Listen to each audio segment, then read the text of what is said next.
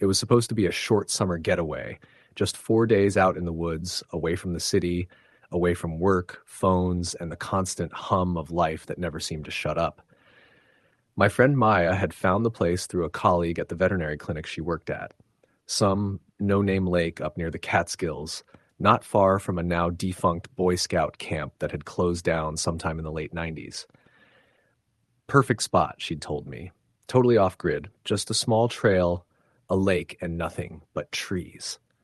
There were 5 of us in total, me, Maya, her boyfriend Ryan, and our mutual friends Lisa and Derek. We were all in our mid to late 20s and had been talking about doing a group camping trip since college. Now, with time slipping by faster each year, we finally pinned down a long weekend in August to make it happen. The hike in was rougher than expected. The trail hadn't been maintained in years. We had to climb over fallen trees, push through dense underbrush, and at one point we even lost the trail entirely and had to backtrack. It took us almost 4 hours to reach the lake, which was beautiful in that untouched, kind of haunted way that only old wilderness can be. The water was still and dark, reflecting the tall pines around it. There were no docks, no signs, no benches or any remnants of the old scout camp, except for a half-rotted wooden post near the shore. We pitched our tents in a clearing close to the lake and spent the rest of the day swimming and exploring the perimeter. That first night was peaceful. We built a fire, roasted marshmallows, and stayed up sharing stories. Lisa told one about an old mental asylum in her hometown. Ryan one-upped her with a family ghost story that he swore was true. It was all in good fun.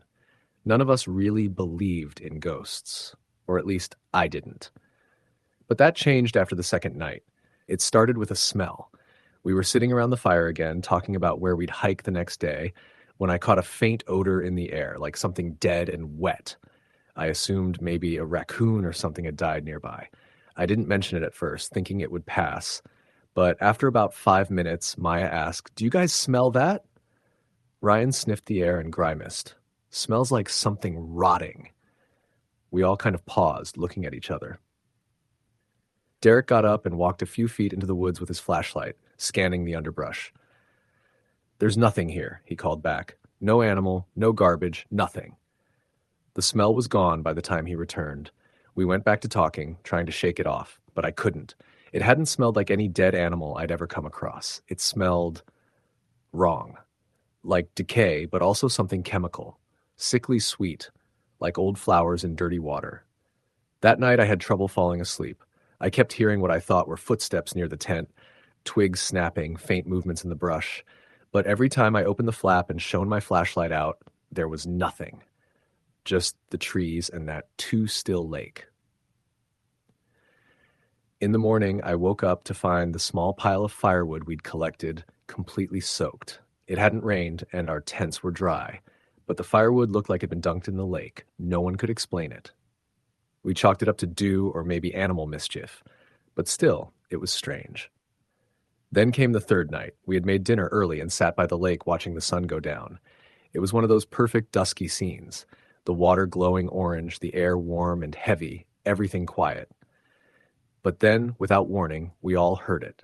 A high, thin whistling sound coming from across the lake, like someone blowing on a glass bottle. It didn't match any bird call, and it didn't fade like an animal's cry. It kept going, steady, eerie, until the last of the sun dipped behind the trees. "What the hell is that?" Lisa asked, standing up. "Probably someone else camping across the lake," Ryan said, though his voice didn't sound convinced. "There's no one else out here," Maya whispered. "There weren't any cars on the service road. We haven't seen anyone in 3 days." The whistling stopped suddenly, as if cut off mid-note. We all stood there, waiting, but the only sound was the water lapping against the rocks. That night, sleep didn't come easy.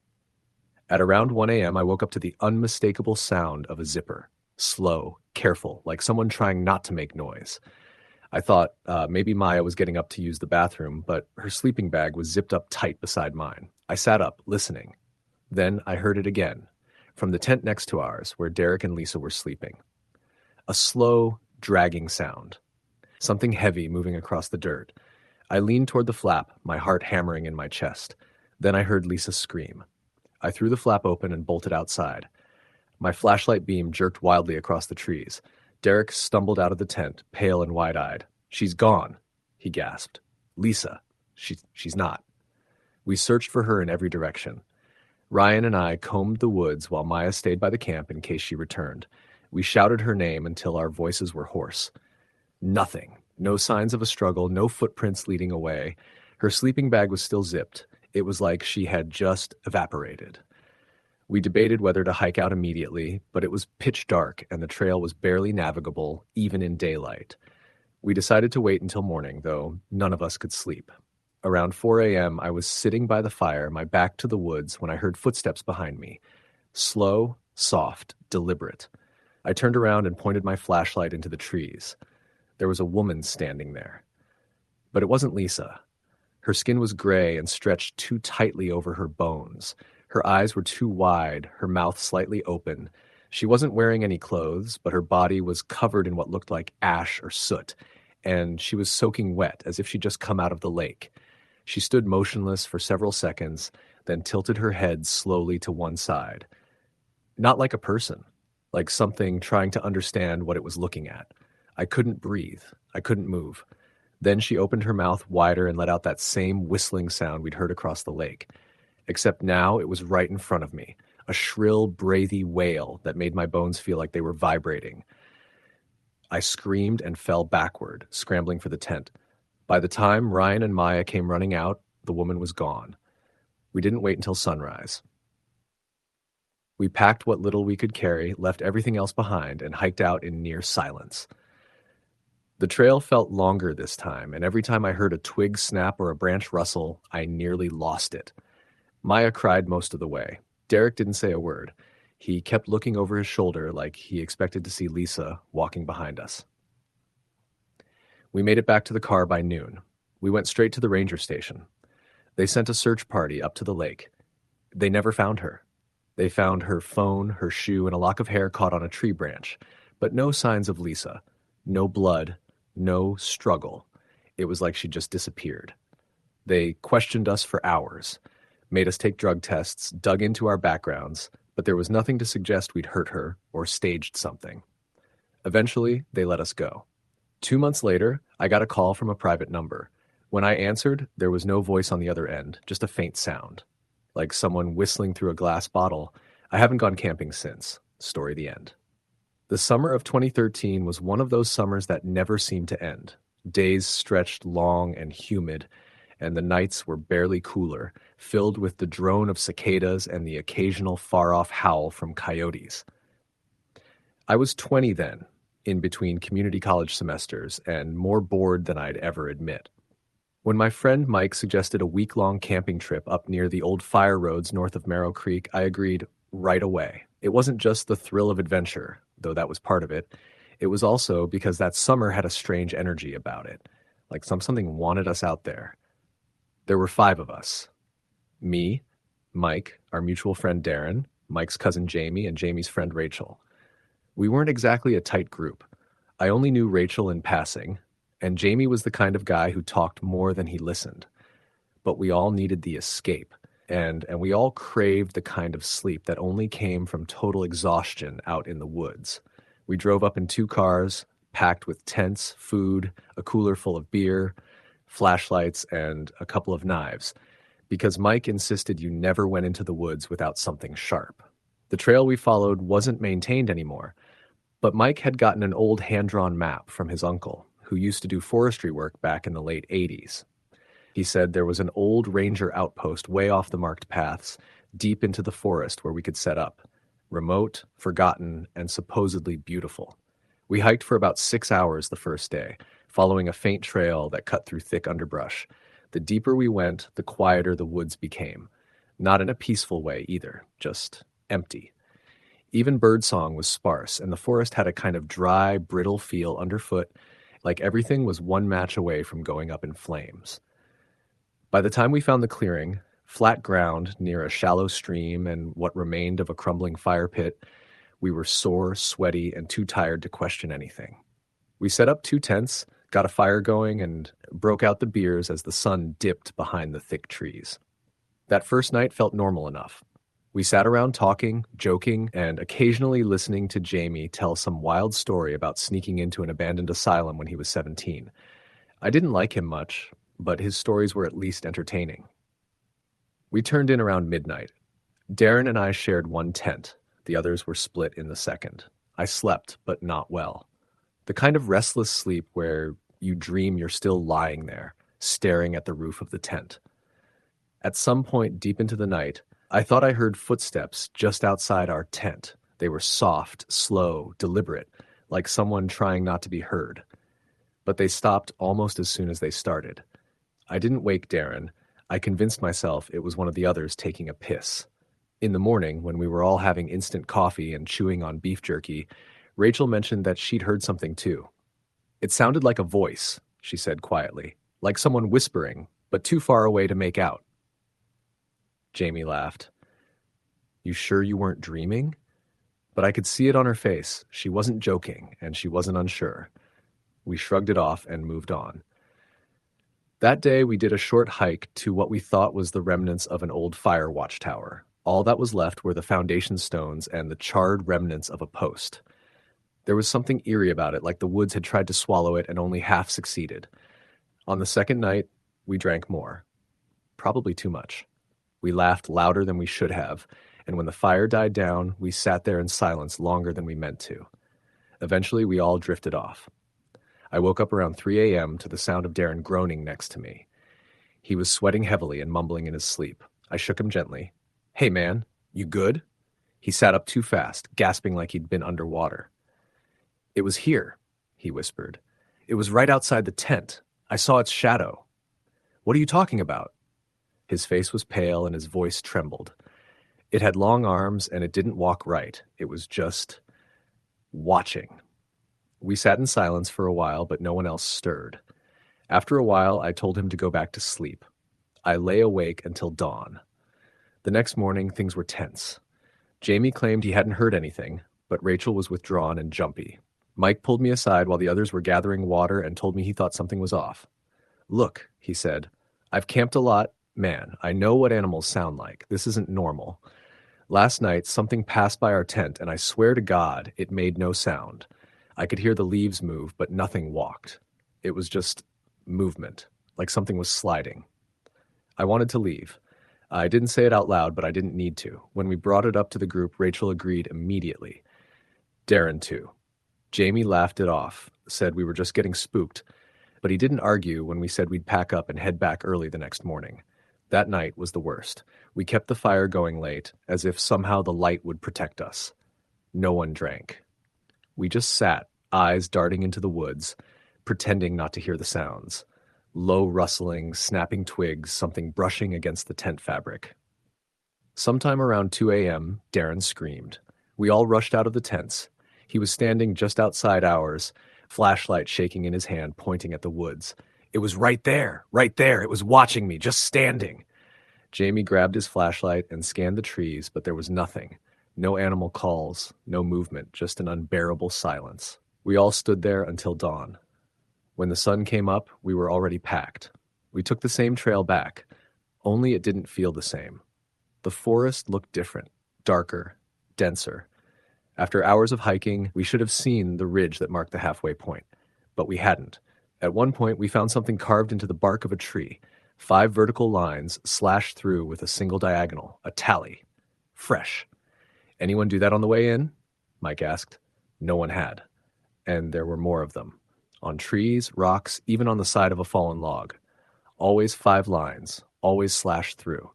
By late afternoon, we realized we were lost. That evening, we made camp again, though none of us wanted to. The woods were closing in. It felt like we were being herded deeper. The silence was worse. Even our voices sounded wrong, like they didn't echo. We took turns keeping watch that night. I was on the second shift. Around 2 a.m., I saw something standing at the tree line. It wasn't an animal. It was tall, hunched, with limbs too long. Its skin looked wet, like pale leather soaked in water. And its face, if you could call it that, was just an empty void. No eyes, no nose, just a mouth. Not open, not smiling, just there. It didn't move, it didn't blink. I didn't breathe. Eventually, it stepped back into the woods. I woke the others. Rachel had started crying. Jamie didn't say anything, just stared at the ground. When morning came, we didn't even pack properly. We just started walking. Around noon, we stumbled into a clearing and saw a wooden shack. Half collapsed and overgrown, it looked like it had been abandoned for decades. We broke the lock and went inside. Inside were blankets, rusted cans, and a single journal. The last entry read, "It won't let us leave. Every time we try, we end up back here. It watches from the trees. It doesn't like fire, but fire dies." We left the shack and kept moving. By some miracle or curse, we eventually heard traffic. The road was less than a mile from where we emerged. We didn't speak during the drive home. Darren stopped answering texts a few weeks later. Rachel moved states. Jamie died in a car accident a year later. Mike doesn't talk about the trip anymore. He just says we shouldn't have gone off trail. As for me, I still dream about the forest. I wake up hearing whispers, feeling watched, and sometimes in the quiet moments just before sleep, I hear the crunch of leaves outside my window, and I know it remembers me. Story, the end. It was a dry, sweltering August when I agreed to go on a camping trip with two of my oldest friends, Kevin and Luis. We were all in our late 20s, working desk jobs that made summer feel more like a faint memory of our childhood than something to enjoy. Kevin suggested we get away for a weekend. No phones, no laptops, no concrete. Just nature, the three of us, and a break from all the noise. We chose a campground in northern Idaho called Wolf Pine Ridge. It wasn't on any official map. Kevin found it through a guy at work who had gone years ago. According to him, the site was once part of an old Forest Service area abandoned after some dispute about land rights and unconfirmed environmental risks. There were still fire pits and some cleared paths, but no running water or ranger station. That sounded perfect. A little off the grid, but not totally wild. We packed up 2 tents, a cooler of supplies, and drove up Friday afternoon, and just as the heat began to fade from the sky. The drive took about 5 hours from Spokane. As we climbed higher into the mountains, signal bars dropped one by one until we were fully disconnected. The last leg of the trip was a gravel road cutting through dense woods. We passed no other cars and saw no signs beyond an old, cracked wooden post with the word Wolf Pine carved deep into it. We parked at a clearing that Kevin's coworker had marked on a printout map. There was a long, forgotten fire ring made of stones, and the nearby trees were spaced just enough to let a sliver of sunlight through. The air smelled like pine needles and moss, and cicadas buzzed in the heat. For the first few hours, it was perfect.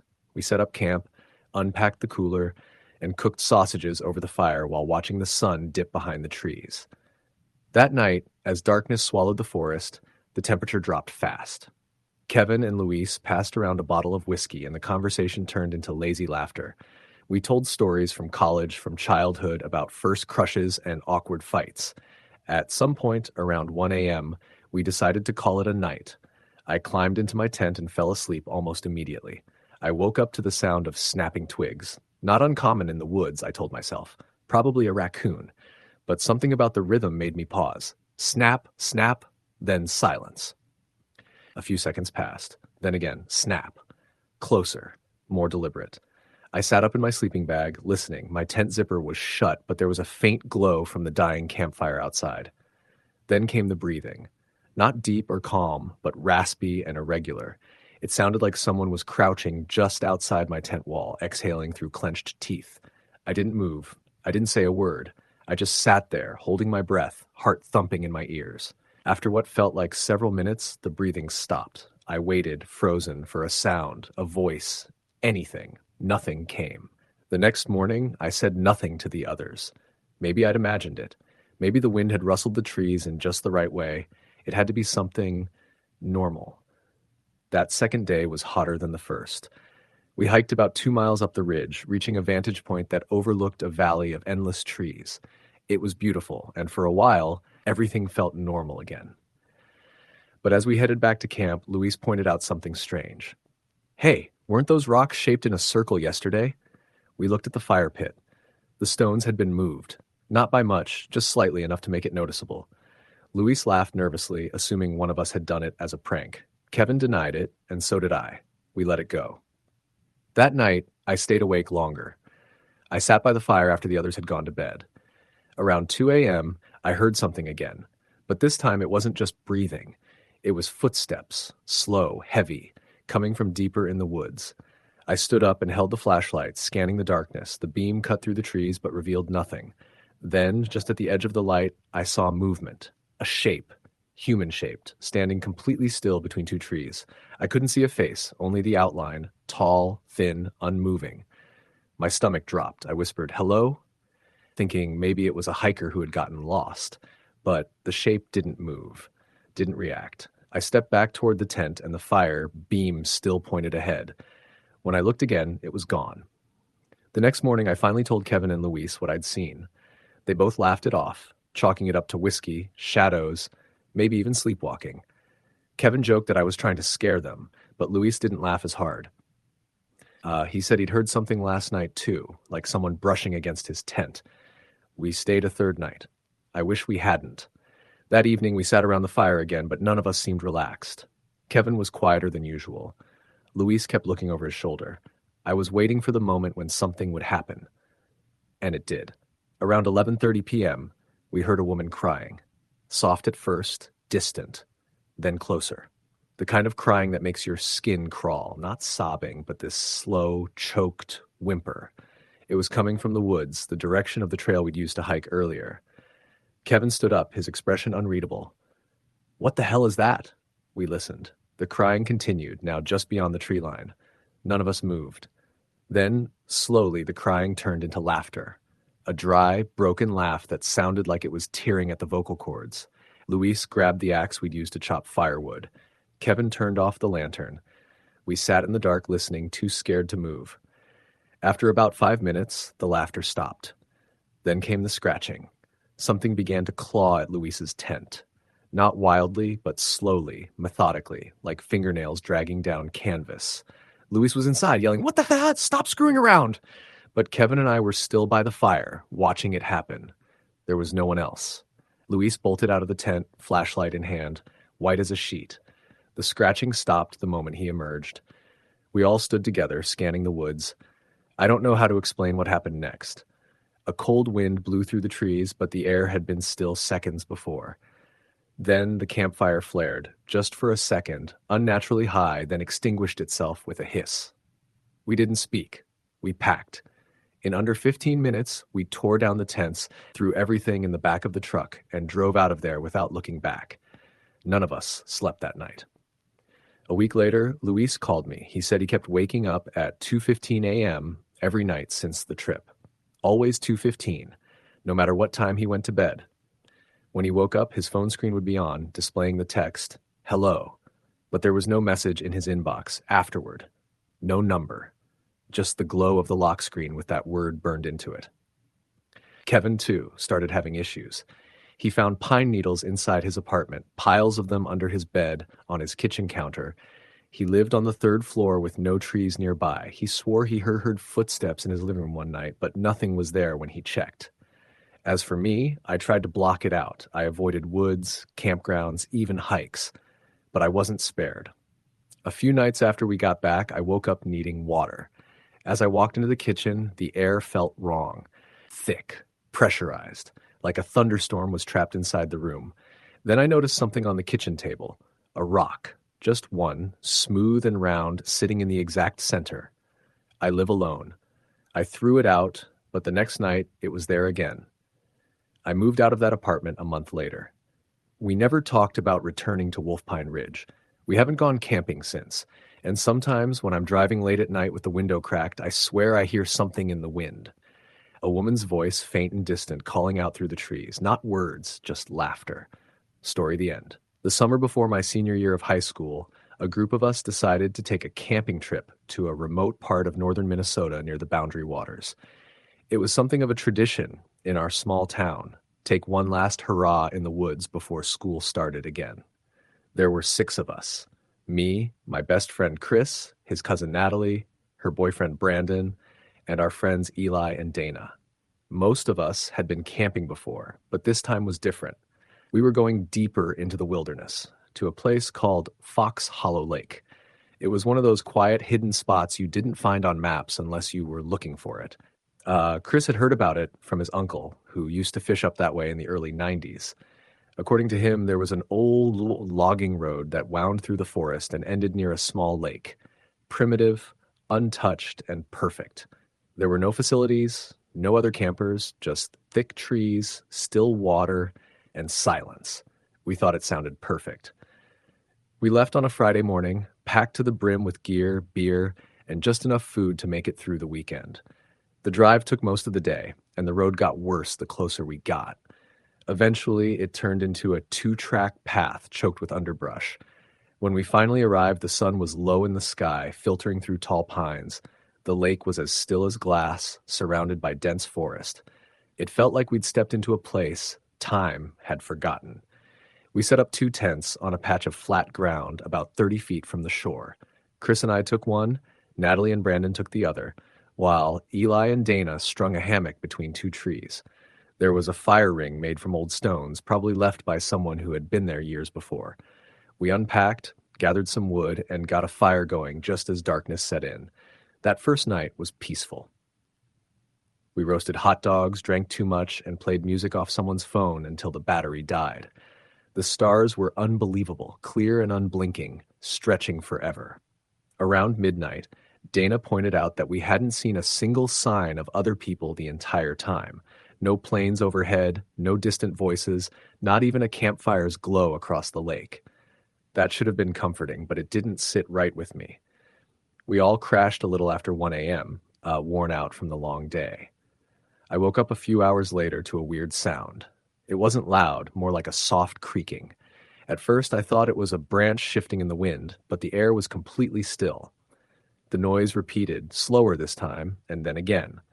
It reminded me of the sound an old wooden floor makes when someone walks across it slowly.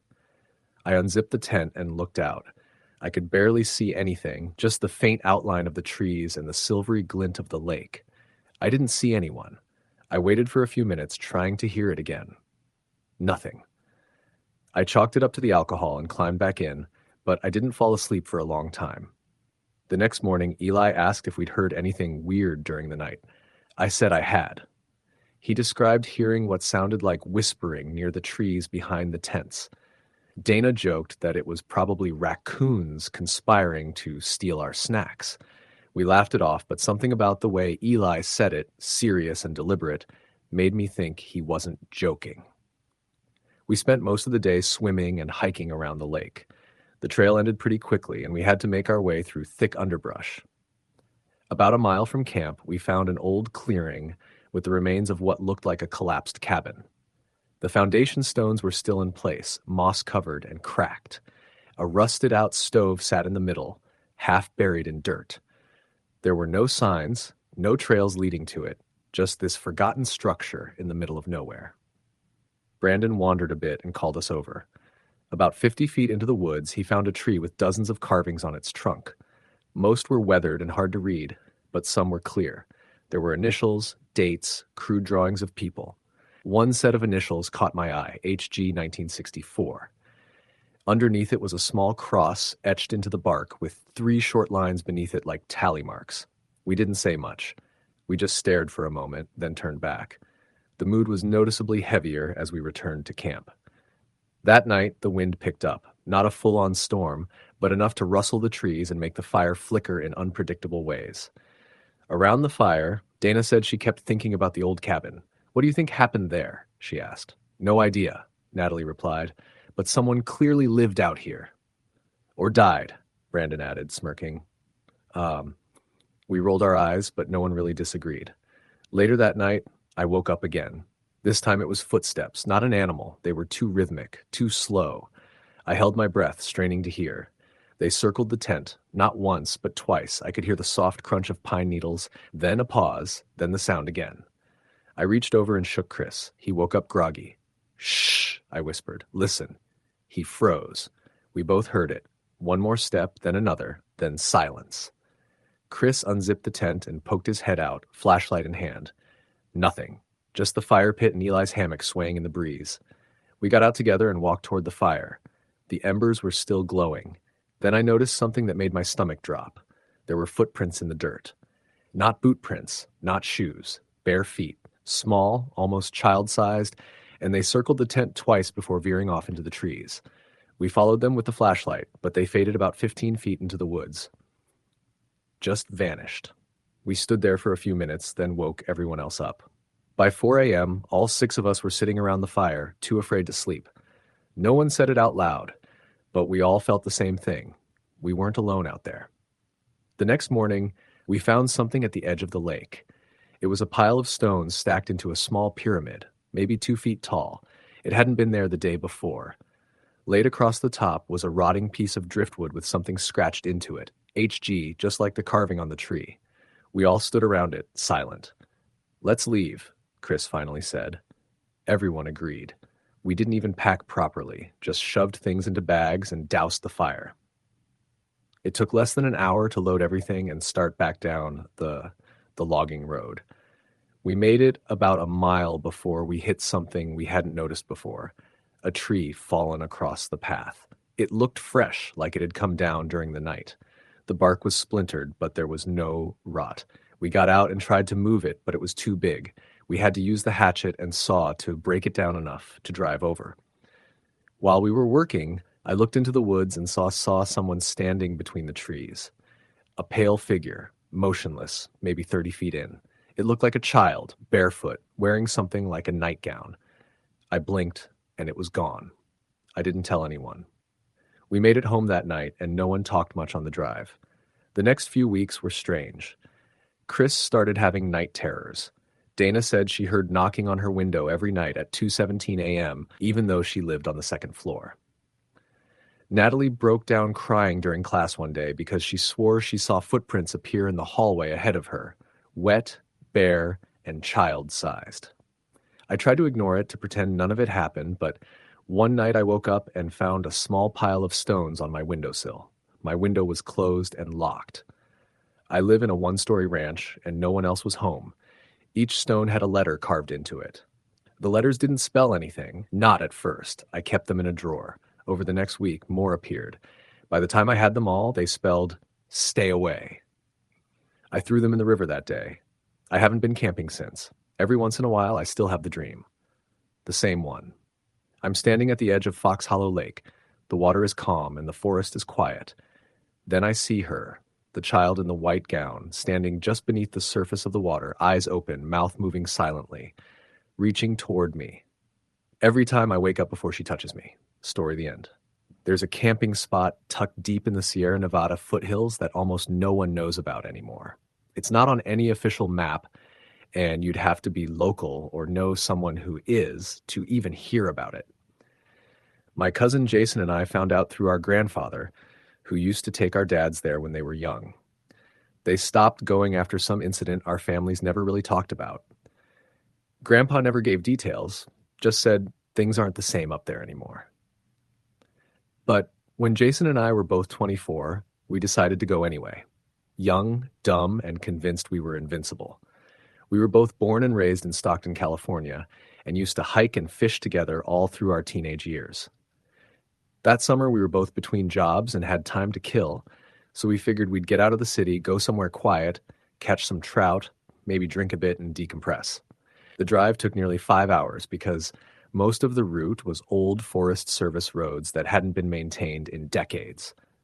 The last stretch was just dirt winding through thick pine forest, so narrow we had to stop and move branches a few times just to get the truck through. By the time we made it to the clearing, our grandpa described the sun was low and the air smelled like pine sap and cold dirt. The spot was gorgeous, almost too perfect.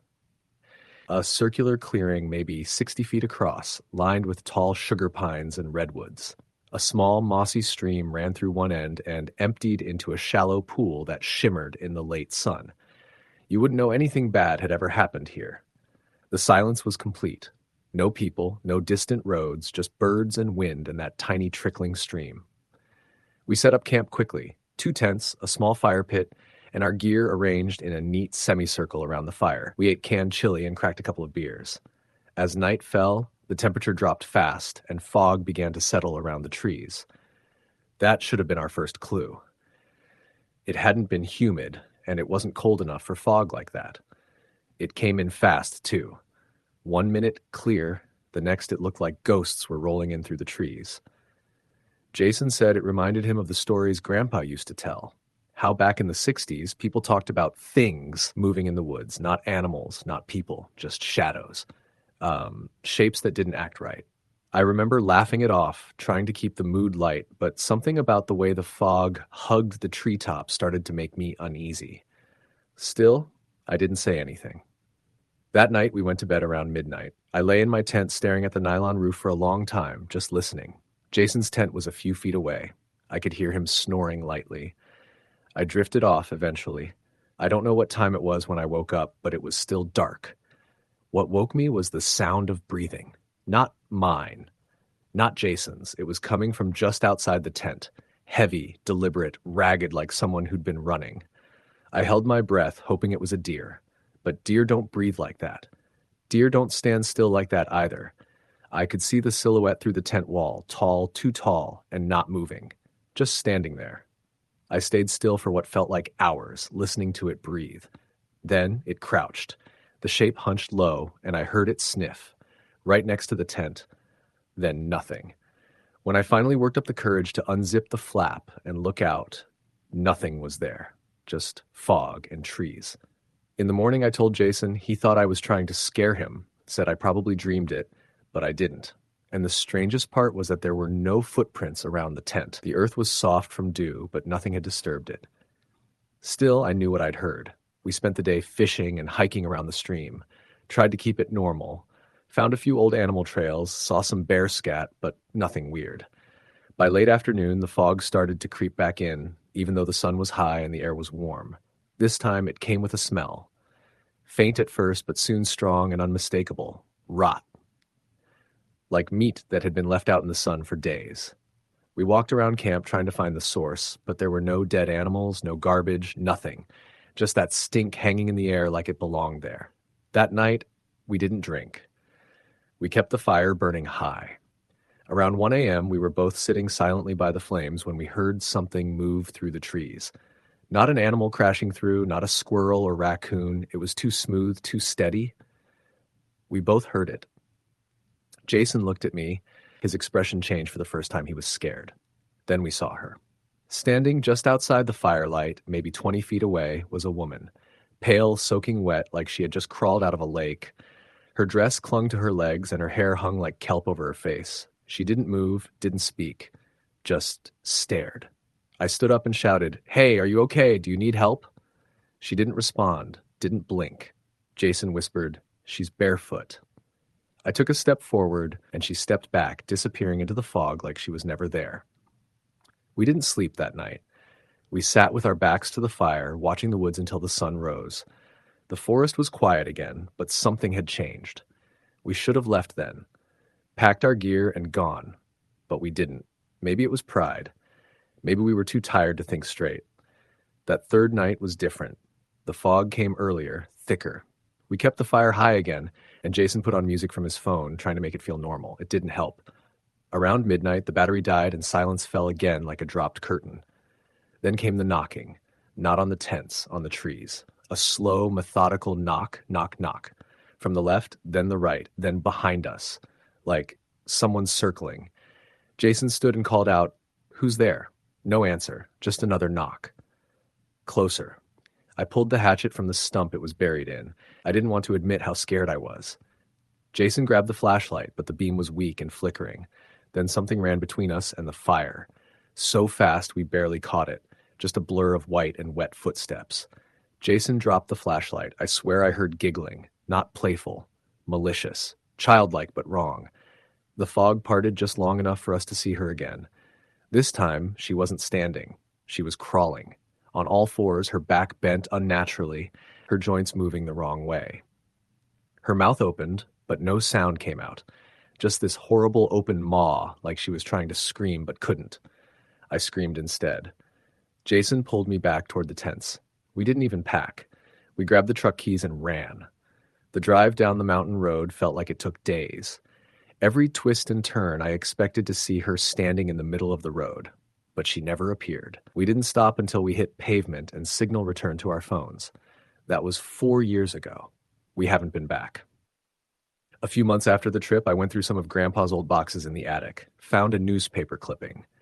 1973. Hiker found dead near remote Sierra camp. The article mentioned a young woman last seen camping alone near a secluded stream. Cause of death never determined. Locals blamed exposure. But the part that stuck with me was the quote from a forest ranger. There's something wrong with that place. Things go missing. Not just people. Time, sound, direction. It eats things. Jason refuses to talk about it now. Won't answer if I bring it up. He moved to Oregon last year. I haven't seen him since. Me? I still dream about her sometimes. She stands at the foot of my bed, hair wet, eyes wide, mouth open, still trying to scream. Story the end. The plan was simple. A weekend summer camping trip to unwind from the stress of work and city life. 5 friends, me, Jake, Amy, Lucas, and Sarah, had all agreed to head to a remote campground deep in the forests of upstate New York. The spot was a little-known area near an old abandoned logging town called Black Hollow, which was something Lucas had found online. It was supposed to be quiet, secluded, and perfect for escaping the heat and noise. We left early Friday morning, packing the car with tents, food, fishing gear, and enough supplies for 2 nights. The drive was long but scenic, winding through dense woods and small towns that looked like they had been frozen in time. The sun was high and hot when we finally turned onto the narrow dirt road that led to Black Hollow. The road grew rougher, and after about an hour, the asphalt disappeared completely, replaced by gravel and potholes. When we arrived at the campground, it was smaller and more rundown than we expected. The clearing was surrounded by towering pines, with the remains of several fire pits and a few crumbling picnic tables. The air smelled thick with pine resin and something else, faintly metallic, almost like rust or blood. The forest around us was eerily still. No birds chirped, no wind stirred the leaves. We shrugged it off and set up camp quickly, eager to make the most of the fading afternoon. Amy and Sarah went to the nearby creek to collect water, while Jake and Lucas gathered firewood. I unpacked the tents and arranged the sleeping bags. By early evening, we had a fire going, and the smell of grilled chicken filled the air. We sat around the flames telling stories and laughing, the way friends do when they're happy and free. The sun dipped behind the trees, and the forest was swallowed by shadows. As darkness settled, the atmosphere shifted. It became colder than it should have for a July night, and a thick fog began to creep along the ground, curling around our feet and licking the edges of the firelight. The forest grew quiet again, but this time it felt heavy, like it was holding its breath. Sarah was the first to notice. "Do you guys hear that?" she whispered, her voice trembling slightly. We all fell silent. At first, all we heard was the crackling fire and the occasional hoot of an owl. Then, very faintly, a low humming noise drifted through the trees. It was soft, almost like singing, but warped, distorted, and unsettling. Lucas laughed nervously. "It's probably just bugs or something."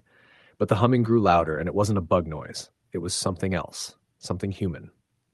Suddenly, out of the darkness, a figure appeared at the edge of the clearing.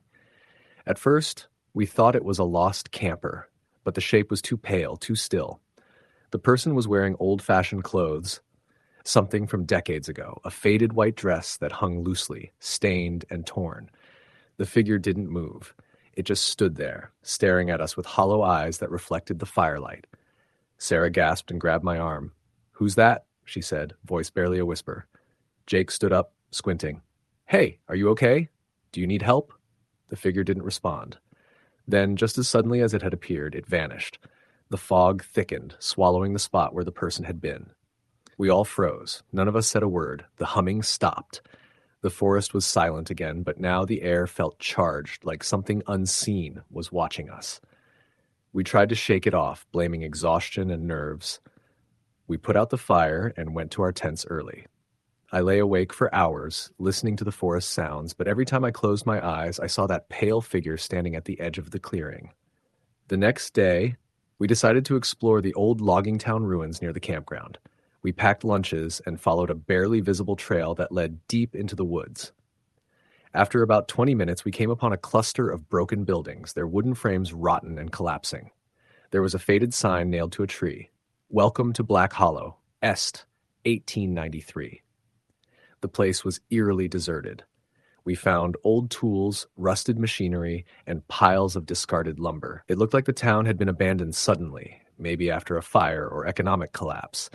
We split up to explore, but the atmosphere was oppressive. The silence weighed on us. I wandered toward what looked like the remains of an old church. The door hung open on broken hinges. Inside, the air was cold and damp.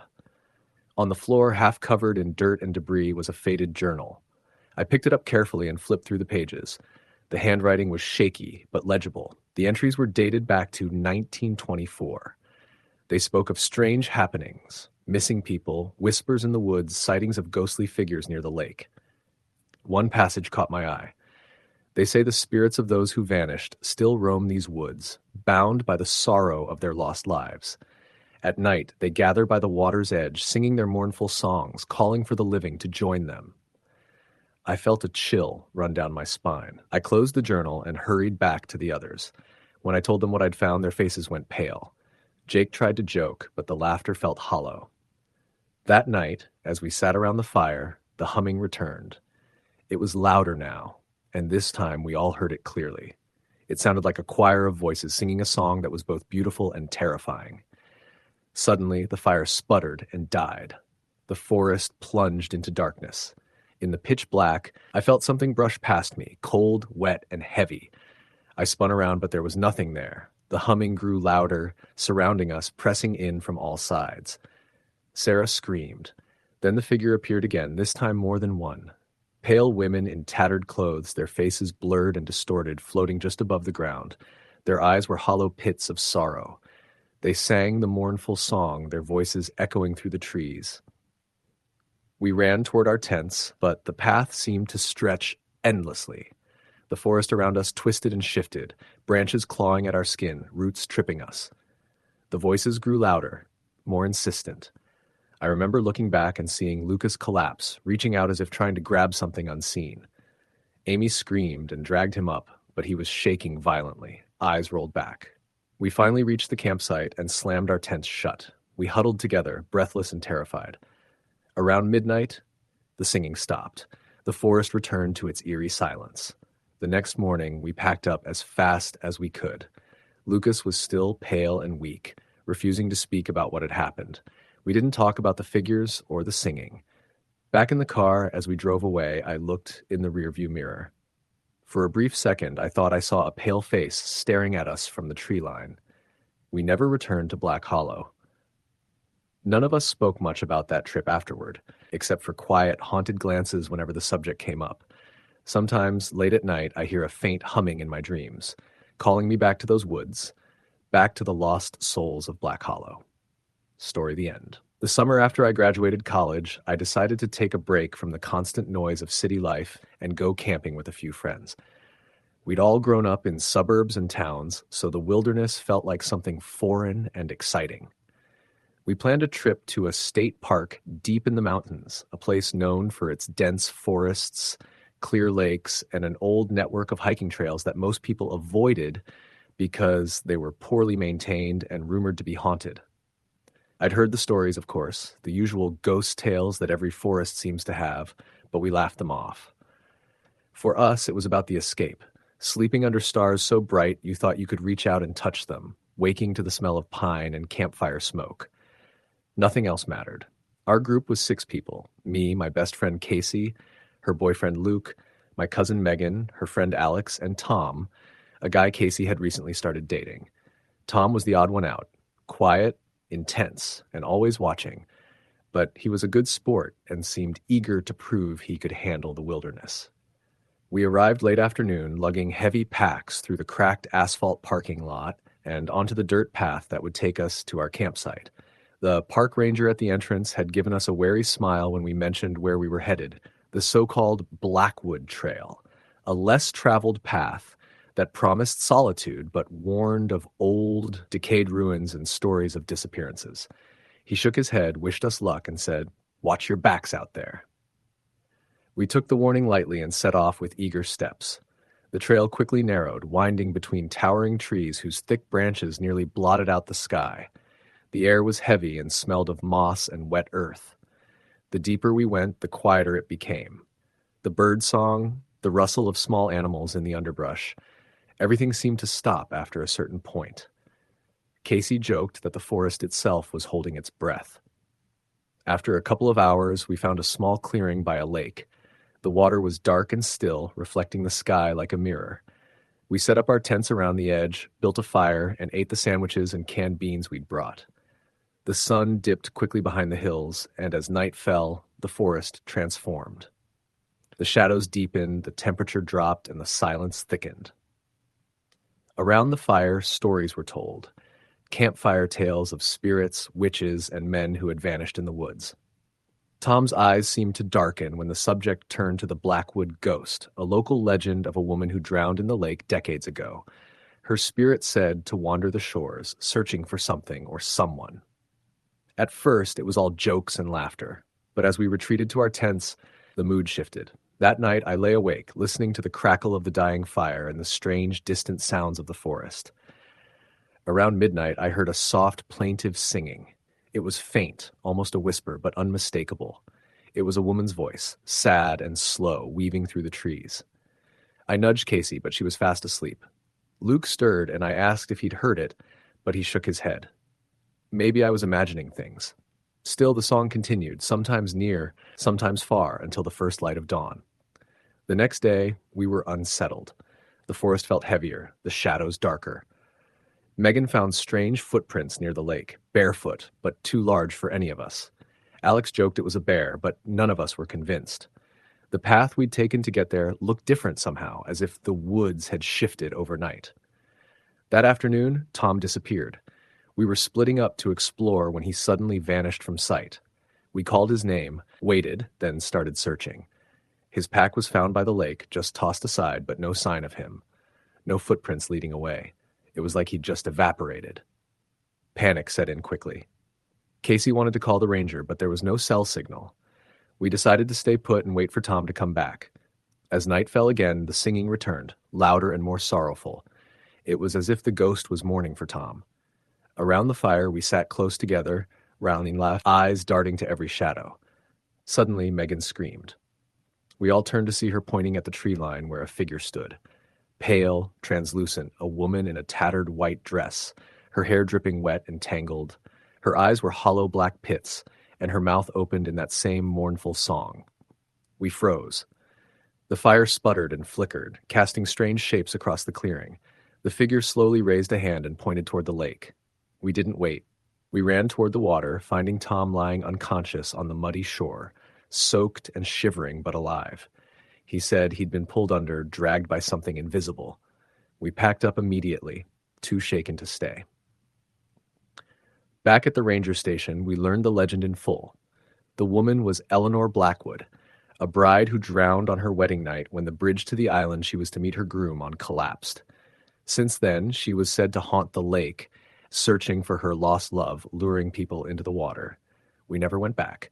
Sometimes, even now, when I'm near water or in the woods on a quiet summer night, I swear I hear that same sad singing carried on the wind. Story the end. The heat hit us like a wave the moment we stepped out of the car. It was the first weekend of August, and the forest near Cedar Creek was already thick with summer humidity. I was with my two friends, Sarah and Mike. We'd planned this trip for months. Just 3 friends escaping the city for a few days of camping, fishing, and late-night stories around the fire. Cedar Creek was a quiet spot, well off the beaten path, but not so remote that we worried about getting lost or running out of supplies. The kind of place people go to relax and forget the noise of daily life. We pulled off the gravel road at the small dirt parking area, hoisted our gear, and followed the trail that ran parallel to the creek. The walk was short but sticky with the smell of damp earth and pine. Birds called overhead and a light breeze rustled the branches. We found a clearing beside the water, a perfect flat spot with enough space for 2 tents, a fire pit ringed by stones, and a small area for us to set up camp chairs. As the sun began to lower, casting long shadows, we pitched the tents and started the fire. Mike had brought a small cooler with beers and some snacks. Sarah unpacked a guitar she'd lugged along, and I was in charge of the fishing poles. We spent the evening swapping stories and playing music. The sound of the creek running beside us mixed with the crackling fire, and for a few hours, everything felt perfect. Around midnight, after the fire had mostly died down, we all slipped into our tents. The air cooled, but the humidity lingered. I was on the edge of sleep when I heard it. A faint scraping sound, like fingernails dragging across bark, somewhere outside. I froze, listening. The trees seemed unnaturally still, the usual chorus of crickets and frogs silent. Then I heard footsteps, slow, deliberate, crunching leaves and snapping twigs. I unzipped my tent a crack and shone my flashlight toward the edge of the clearing. The beam cut through the blackness but revealed nothing. The sound stopped. I slipped the zipper back closed and lay awake, heart pounding. The next morning, I asked Mike and Sarah if they'd heard anything. Both said no. Maybe I was imagining things, I thought. It was easy to let your mind wander when alone in the dark woods. The second day was hot, but the creek water was cool and inviting. We spent most of the afternoon swimming and fishing. Mike caught a small trout, and we cooked it over the fire that night, savoring the fresh taste under a sky full of stars. That night, though, the atmosphere shifted. Around 2 a.m., I woke again to the scraping sound outside my tent, louder this time. It circled the campfire pit, slow and methodical. My flashlight slipped from my grasp as I tried to track the movement in the dark. Then I heard breathing, slow, heavy, and ragged. It wasn't human, and it wasn't animal. I called out softly, but the silence that followed was deafening. Then a voice whispered from the shadows, almost like a breath against my ear. Leave. The word wasn't a suggestion, it was a command. I woke Mike and Sarah, but they just stared at me like I was crazy. No one else had heard it. We argued for a while, but eventually the exhaustion won, and we fell back to sleep. The next morning, we found strange marks around the fire pit, deep scratches gouged into the stones, and a circle of dirt disturbed as if someone had been digging. But there was no sign of anyone. No footprints, no dropped items, nothing. That afternoon, we decided to hike a little further up the creek. The trail narrowed and became steeper, the trees closing in tighter. We passed an old rusted signpost that was barely readable, something about a restricted area and warnings about unauthorized entry. Curiosity got the better of us. We kept going until we reached a small clearing. At its center was a decaying wooden platform, half collapsed, with remnants of rusted chains dangling from the beams.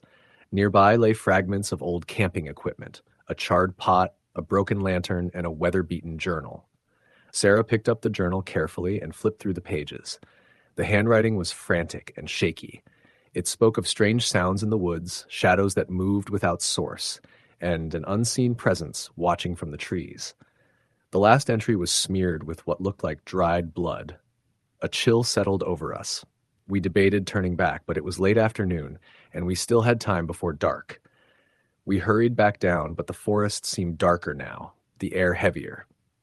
That night, the terror came without warning. We were all awake when we heard a scream. Distant, desperate, chilling.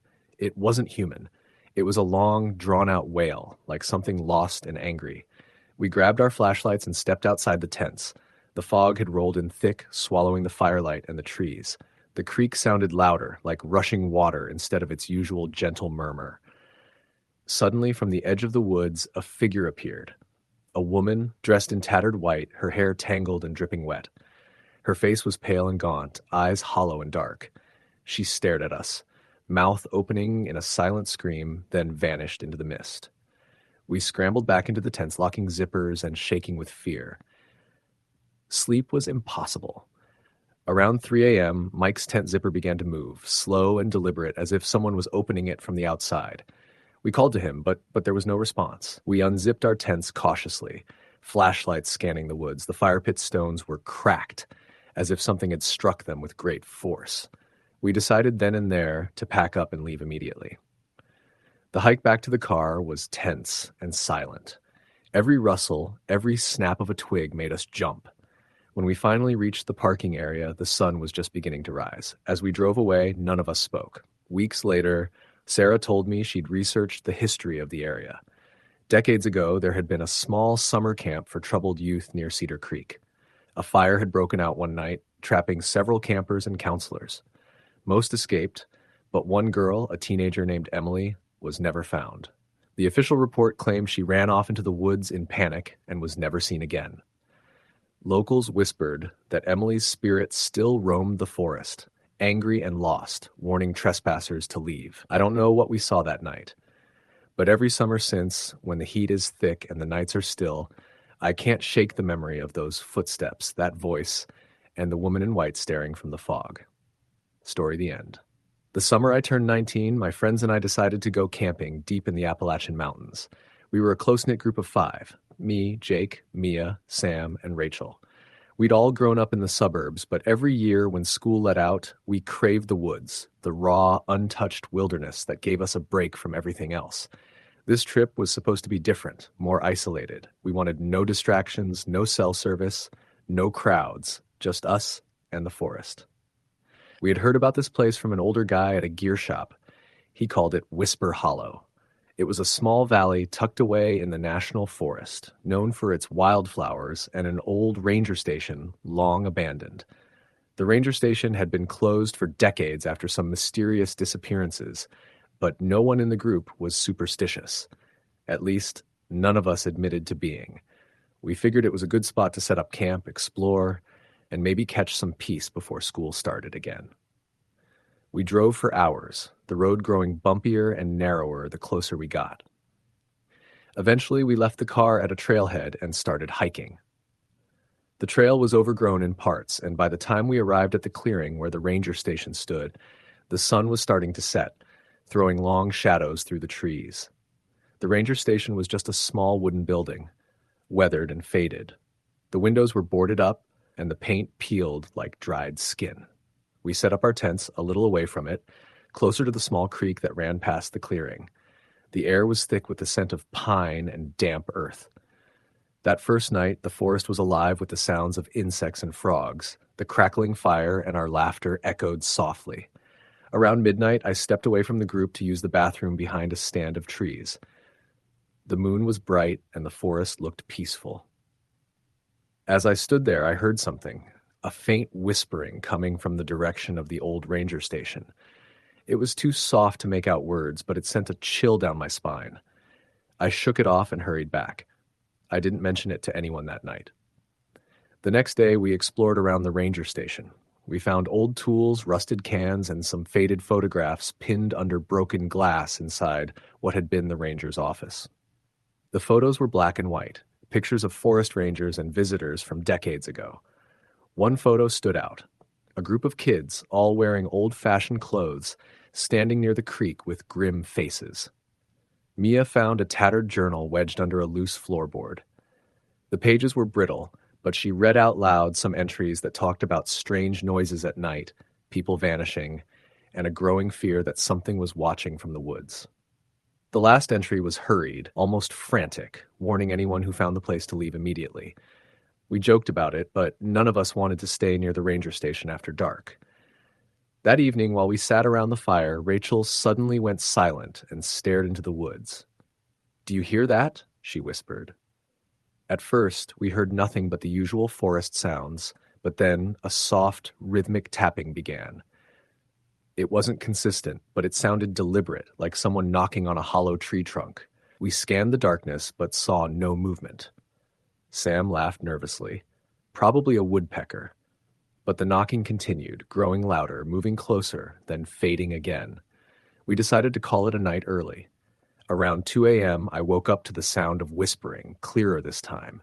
It came from just beyond the tree line. I got out of my tent and shone my flashlight toward the ranger station. For a moment, I thought I saw a figure standing at the edge of the clearing, motionless and pale. I blinked, and it was gone. I woke Jake, but he said he hadn't heard anything. The next morning, Mia was missing. We searched the tents, the creek, the area around the ranger station, but she was nowhere to be found. Her phone was on her sleeping bag, along with her shoes. It was as if she had just vanished. Panic set in. We called out for her, but the forest swallowed our voices. Jake suggested we pack up and head back, but the trail we'd come in on was blocked by a fallen tree, fresh and heavy. We tried to find another way out, but kept circling back to the ranger station clearing, disoriented and exhausted. That's when the whispers started again. Soft, urgent, pulling us deeper into the woods. We followed them, hoping for a way out, but the forest grew darker, the trees closing in like they were alive. Suddenly, Rachel screamed. We turned to see her staring at a patch of disturbed earth where a small child's footprints appeared in the mud, barefoot and tiny. No child was anywhere in sight. We ran back to the clearing, but the ranger station door was now open, creaking on broken hinges. Inside, the air was thick and cold. The walls were scrawled with desperate messages: "Leave now," "She's watching," and "Don't look back." We didn't know who had written them. The last thing we saw before sprinting back to the tents was the figure of a young girl standing in the window, her eyes hollow and sad. By dawn, we found a ranger who happened to be doing a morning patrol. He was skeptical of our story, but helped us clear the fallen tree and guided us back to the trailhead. We never spoke about that trip again. Years later, I found out that Mia's body had been discovered months after our disappearance in a shallow grave near the creek. Cause of death was undetermined, and her eyes were missing. I still hear the tapping sometimes when I'm alone at night, and sometimes in the silence, I swear I can hear whispering calling me back to Whisper Hollow. Story the end. The heat that summer was relentless, the kind that makes the nights sticky, and the air thick with the smell of pine and earth warmed by the sun. I was 22, freshly out of college, and desperate for an escape from the endless city noise and the constant pressure of what's next. My two friends, Mark and Sarah, had the same itch to get away. We decided on a week of camping at a place Mark's uncle had mentioned, something off the beaten path near the mountains in Northern California. It was supposed to be a quiet spot, no cell service, no crowds, just nature. We packed up the old Jeep with tents, food, fishing gear, and a cooler full of beers. The drive took longer than expected, the roads narrowing and twisting through thick forests where the trees grew so tall they blocked out most of the sky. As we got closer, the sun was already setting, casting long shadows across the dirt road, and the temperature started dropping fast. We followed Mark's uncle's directions to a small clearing beside a creek, surrounded by towering firs and dense underbrush. We set up camp quickly, the familiarity of pitching tents and building a fire comforting after the long drive. The first night was peaceful, crickets chirping, the creek bubbling nearby, and the occasional hoot of an owl echoing in the distance. We sat around the fire, swapping stories and laughing, the cool night air making the beer taste better. As I lay in my sleeping bag that night, the sound of the creek mingling with the rustling leaves was hypnotic. But just as I was drifting off, I caught a faint sound, like a whisper carried on the wind. I didn't think much of it until morning. Over breakfast, Sarah mentioned she'd heard someone calling her name in the night. Mark laughed it off, saying it was probably an animal or the wind playing tricks. But I noticed the unease in Sarah's eyes. We chalked it up to the unfamiliar surroundings and went about our day. The next afternoon, we decided to explore upstream along the creek. The forest grew thicker, darker under the canopy, the air cooler and damper. The trail was narrow, lined with ferns and moss-covered rocks. As we walked, I felt like we were being watched. Not by an animal, but by something else, something unseen just beyond the trees. Mark stopped suddenly, holding up his hand. "Did you guys hear that?" We fell silent. There it was, a faint humming, low and almost melodic, drifting through the woods. It didn't sound natural, like the wind or birds. The closer we got to a bend in the creek, the louder it became, almost like chanting. "Maybe some campers nearby?" Sarah suggested, but none of us saw anyone. At the bend, the creek widened into a small, still pool surrounded by thick brush. The humming stopped abruptly. The silence felt oppressive, heavy, as if the forest itself was holding its breath. We stood there for a moment, uneasy. Mark suggested we turn back. As we retraced our steps, I caught movement in the corner of my eye, a figure standing among the trees. When I blinked, it was gone. Sarah didn't see it, but Mark's face went pale. That night, the wind picked up, and the fog rolled in thicker than the previous night. The fire flickered wildly as the fog hugged the ground and crept between the trees. We tried to stay close, keeping the fire alive, but the shadows around us seemed to grow longer and darker. Around midnight, I was woken by a soft crying, barely audible, like a child sobbing nearby. I nudged Mark, but he was out cold. Sarah was still awake, her eyes wide and staring into the darkness. "Did you hear that?" I whispered. She nodded. It's coming from the woods. We grabbed flashlights and stepped out of the tents. The crying was clearer now, echoing faintly between the trees. The beams of our flashlights cut through the fog, but we saw nothing. We followed the sound deeper into the forest, the ground damp beneath our feet. The crying stopped suddenly. We were standing in a small clearing, moonlight filtering through the branches. Then, from the shadows, a pale figure emerged. She was a young woman, drenched, with long dark hair plastered to her face and a tattered white dress. Her eyes were wide and glassy, her lips trembling. "Help me," she whispered. I stepped forward, heart pounding, but Mark grabbed my arm. "Don't," he warned. The woman took a step toward us, then suddenly disappeared, vanishing into the fog like smoke. We ran back to camp, not stopping until we reached the fire. None of us spoke the rest of the night. The next day, Sarah decided she wanted to leave. She was shaken, exhausted. Mark and I tried to convince her to stay one more night.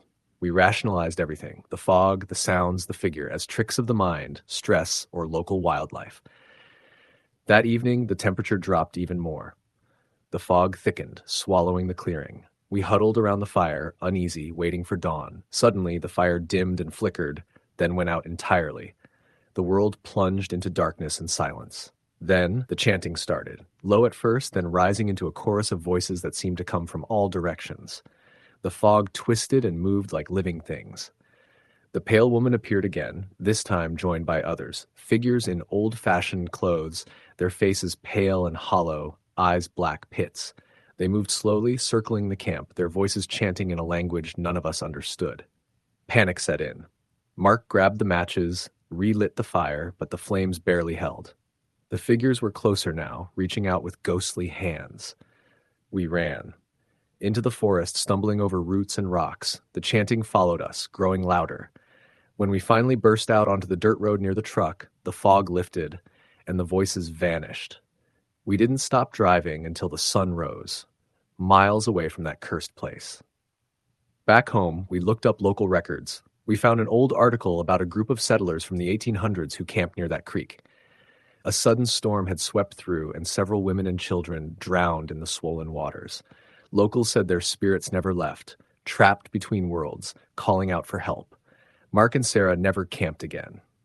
I moved across the country, but every summer when the heat hits and the air thickens with pine and earth, I hear that soft crying and the whisper of the fog. I wonder if one day I'll find myself back in that clearing, hearing the voices call again. Story, the end. The summer had been brutal in the city, and when my friends suggested a camping trip, it felt like the perfect way to escape. It wasn't just any trip. It was a chance to disconnect, to breathe fresh air, and to get back to nature. I was joined by 3 others, my close friend Tom, his girlfriend Emily, and my cousin Rachel. None of us were experienced campers, but we all wanted the adventure. We decided on a remote site called Whispering Pines, a forested area deep in the Appalachian Mountains, known to locals as a peaceful getaway, but with rumors that gave it a slightly eerie reputation.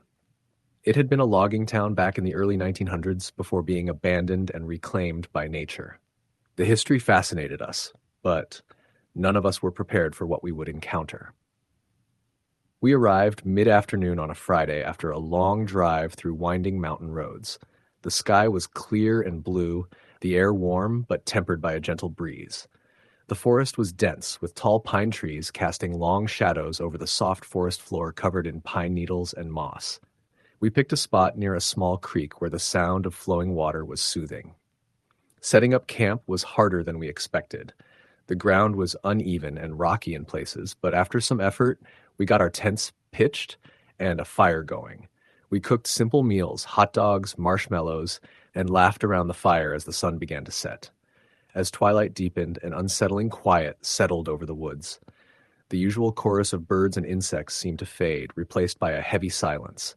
I remember looking around, feeling the shadows grow longer and the air turn cooler. The wind stopped, and even the creek's gentle babble seemed muffled. Emily was the first to mention it. "Do you guys hear that? Like whispers?" she asked softly. We paused, listening. At first, I heard nothing but the crackle of the fire and the occasional snap of a twig somewhere far off. Then, very faintly, a sound emerged.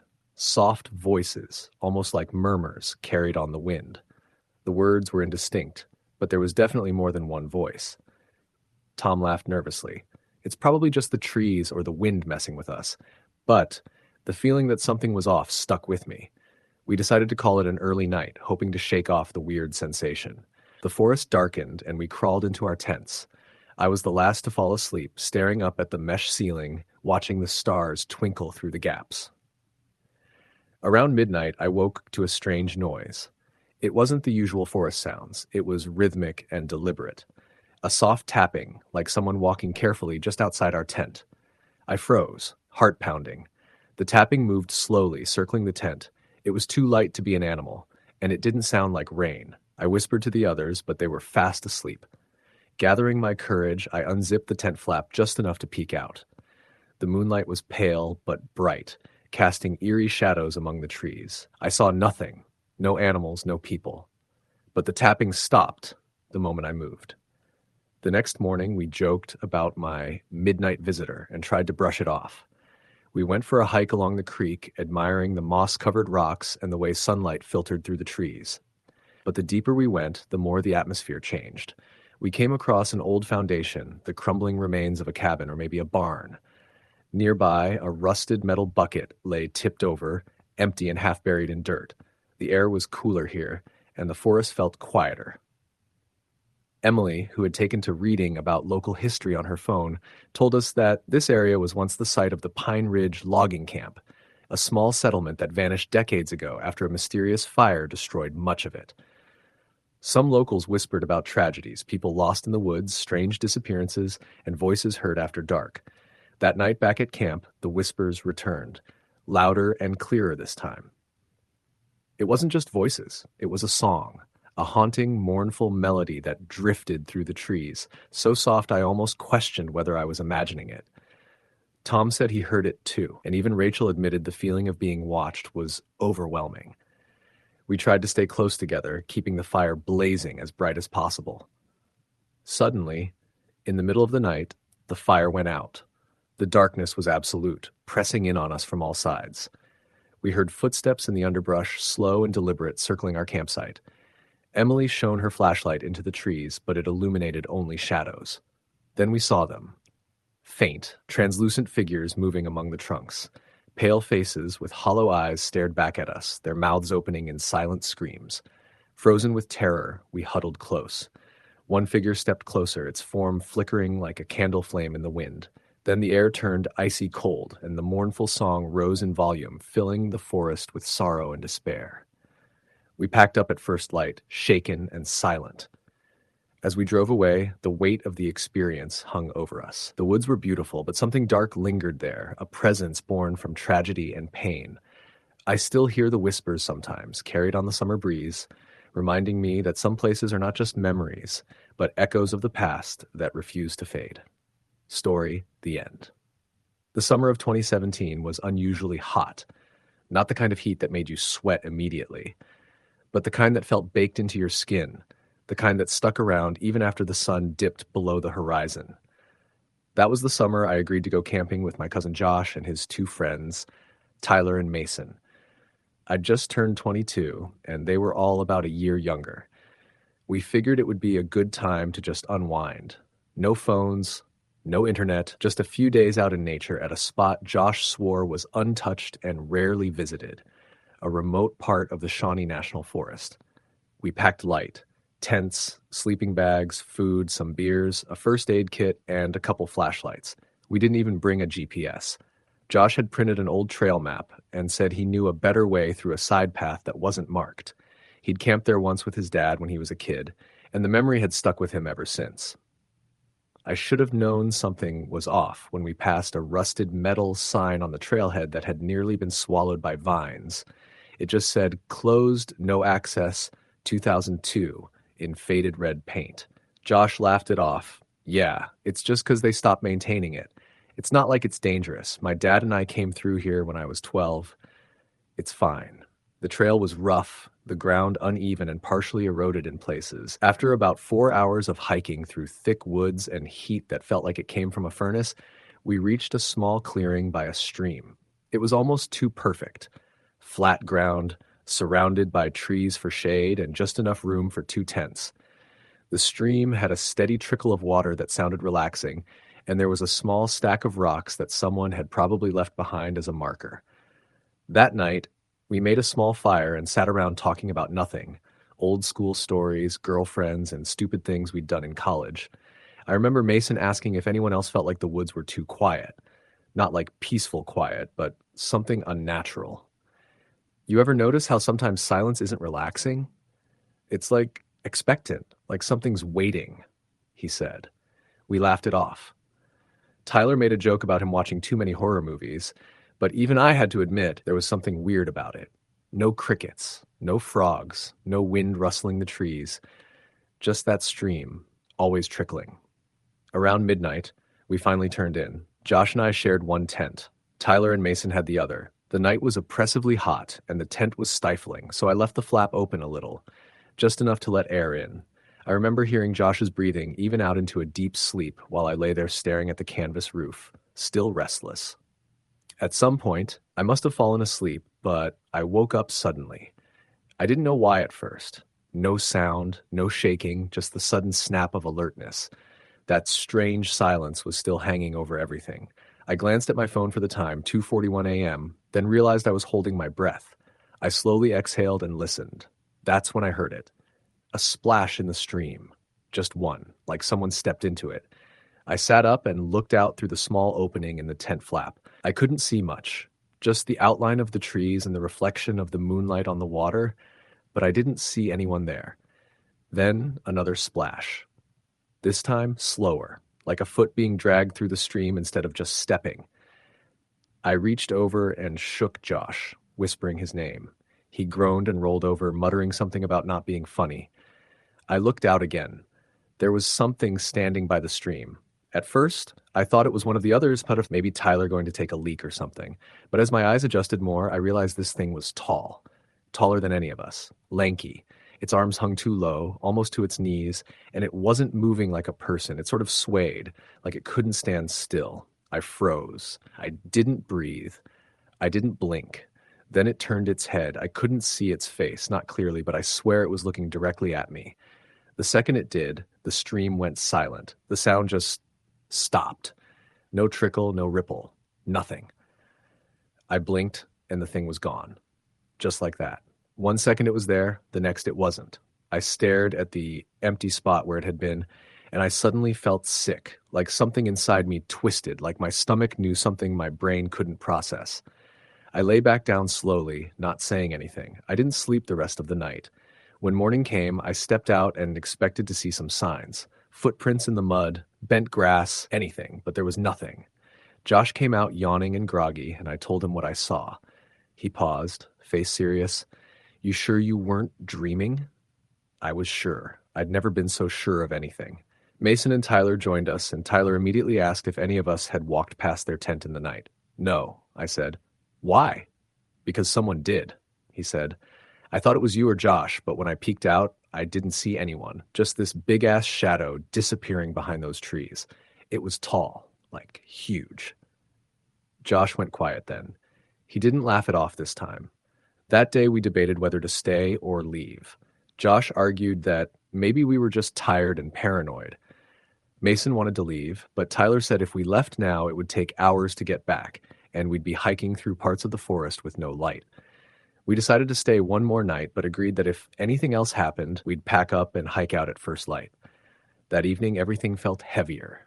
The air, the silence, even the firelight, it didn't flicker the way it normally did. It just sat still, barely moving. We tried to keep the mood light, but no one was really laughing. We turned in early. I didn't even try to sleep. I just lay there, flashlight in hand.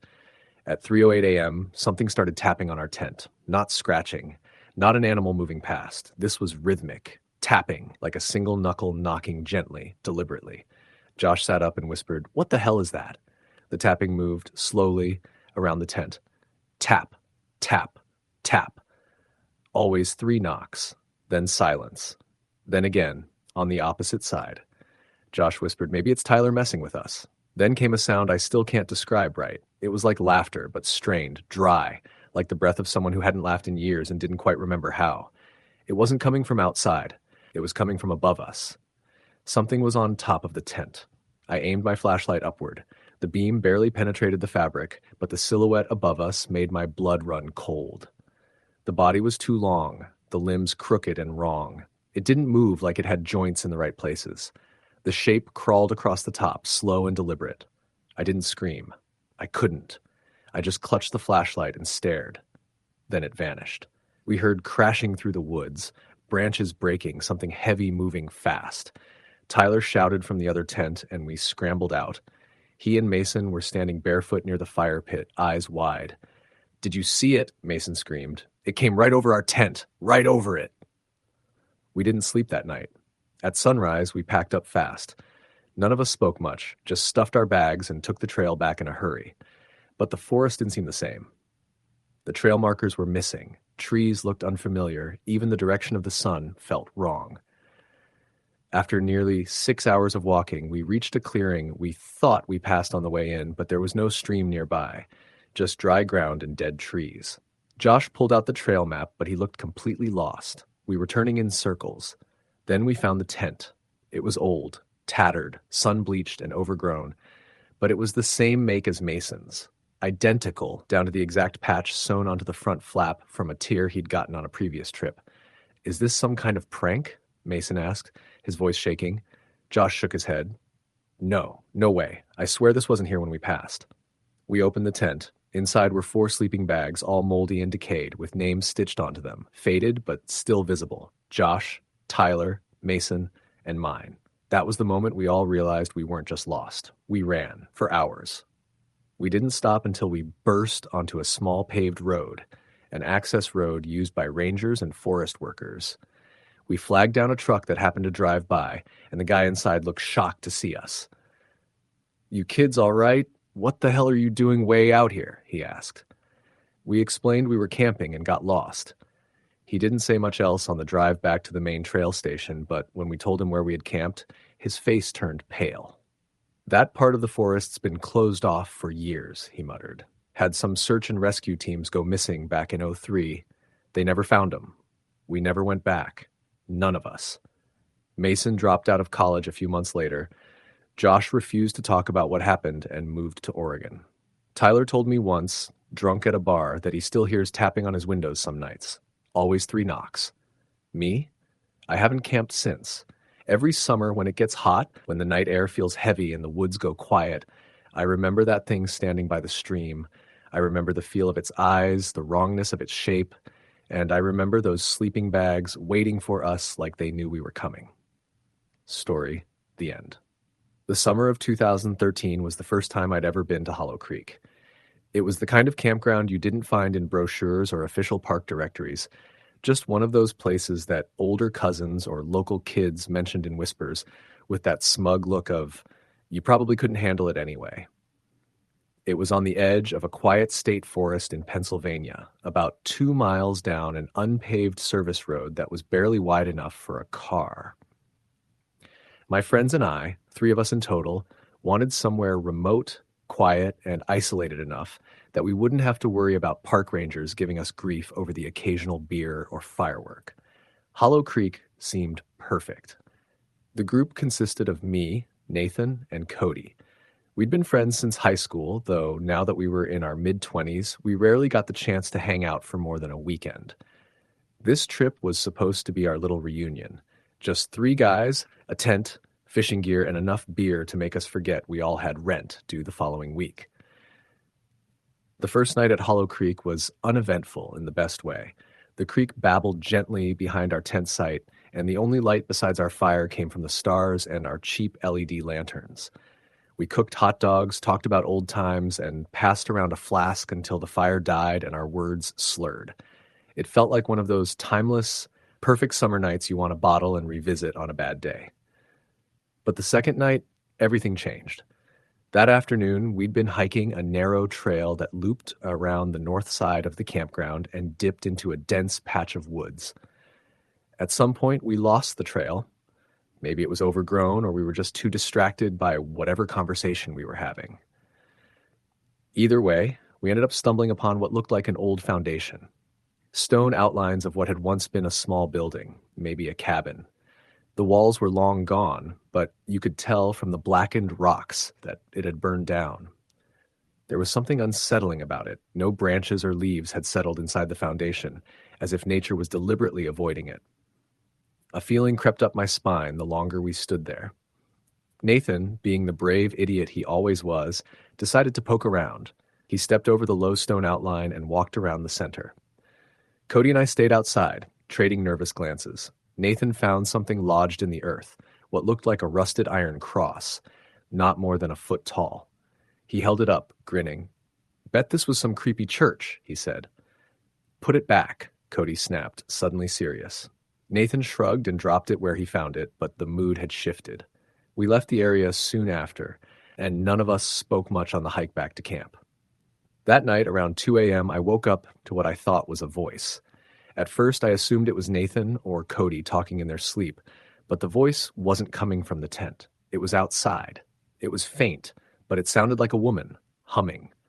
The melody wasn't something I recognized, slow, minor key, almost like a lullaby. I sat up in my sleeping bag and glanced around. Nathan and Cody were both asleep, breathing slow and steady. I leaned closer to the tent flap, listening. The humming stopped. Then I heard footsteps. They were soft, careful, moving through the leaves, maybe 20 feet from the tent. I held my breath and reached for the flashlight next to my sleeping bag, but didn't turn it on. The footsteps circled the tent once, twice. Then everything went still. I don't know how long I sat frozen like that, but eventually I must have dozed off. When I woke up again, it was morning. Nathan was outside making coffee, and Cody was sitting on a rock looking half dead from lack of sleep. "Did you guys hear anything last night?" I asked, rubbing my eyes. Cody looked up sharply. "Yeah, someone was walking around out there. Thought maybe it was you." I shook my head. "I heard humming, like a woman's voice." Nathan chuckled. "Man, you two drank too much. Probably raccoons or some crap. You're just freaking yourselves out because of that burned down cabin." Cody and I exchanged another look, but we didn't push it. Maybe Nathan was right. Maybe it was just a trick of the wind and our alcohol-soaked brains. That night, we agreed to keep a fire burning and set a small string of dollar store solar lights around the tent.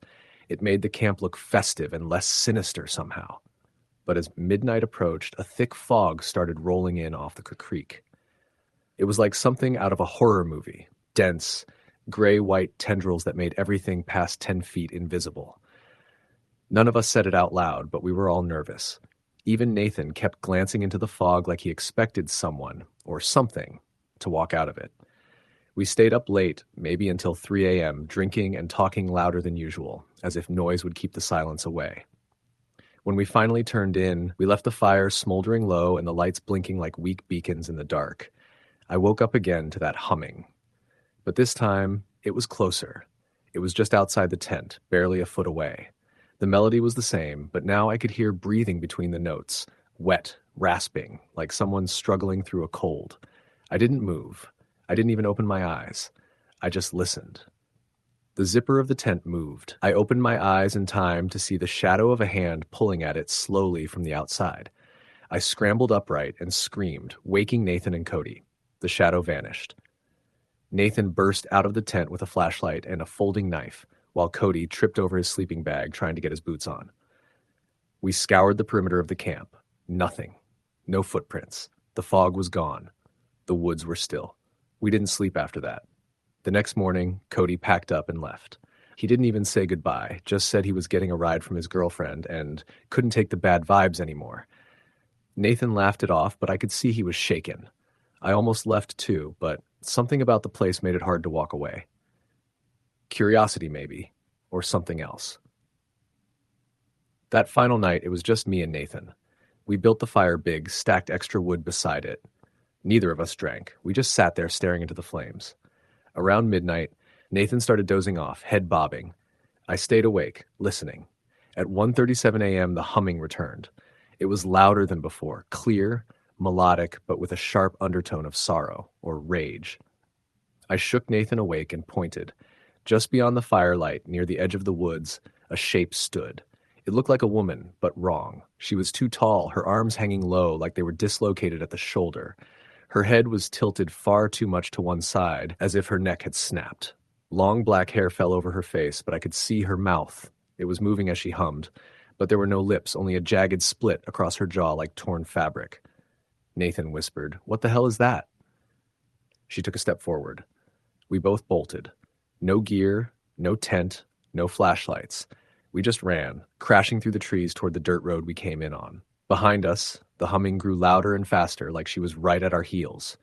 When we finally reached the road, I risked a glance back. The woman was gone, just trees and fog. We didn't go back for our stuff. We called Cody the next morning and begged him not to go near the place. He never responded. A month later, I drove past that forest with my girlfriend.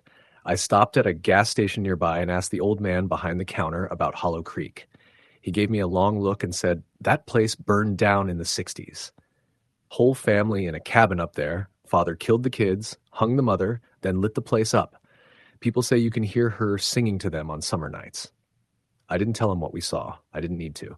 His eyes said he already knew. We never camped together again. And I don't go into the woods after dark. Not even to this day. Story the end. It was the last weekend of July when Eric, Jenna, Matt, and I, Brandon, drove out to Lake Whitaker for a summer camping trip. It wasn't one of those well-known destinations filled with tourists and camp rangers, which is exactly why we chose it. Lake Whitaker was quiet, remote, and off the grid. Literally. No cell signal, no Wi-Fi, just trees, water, and sky.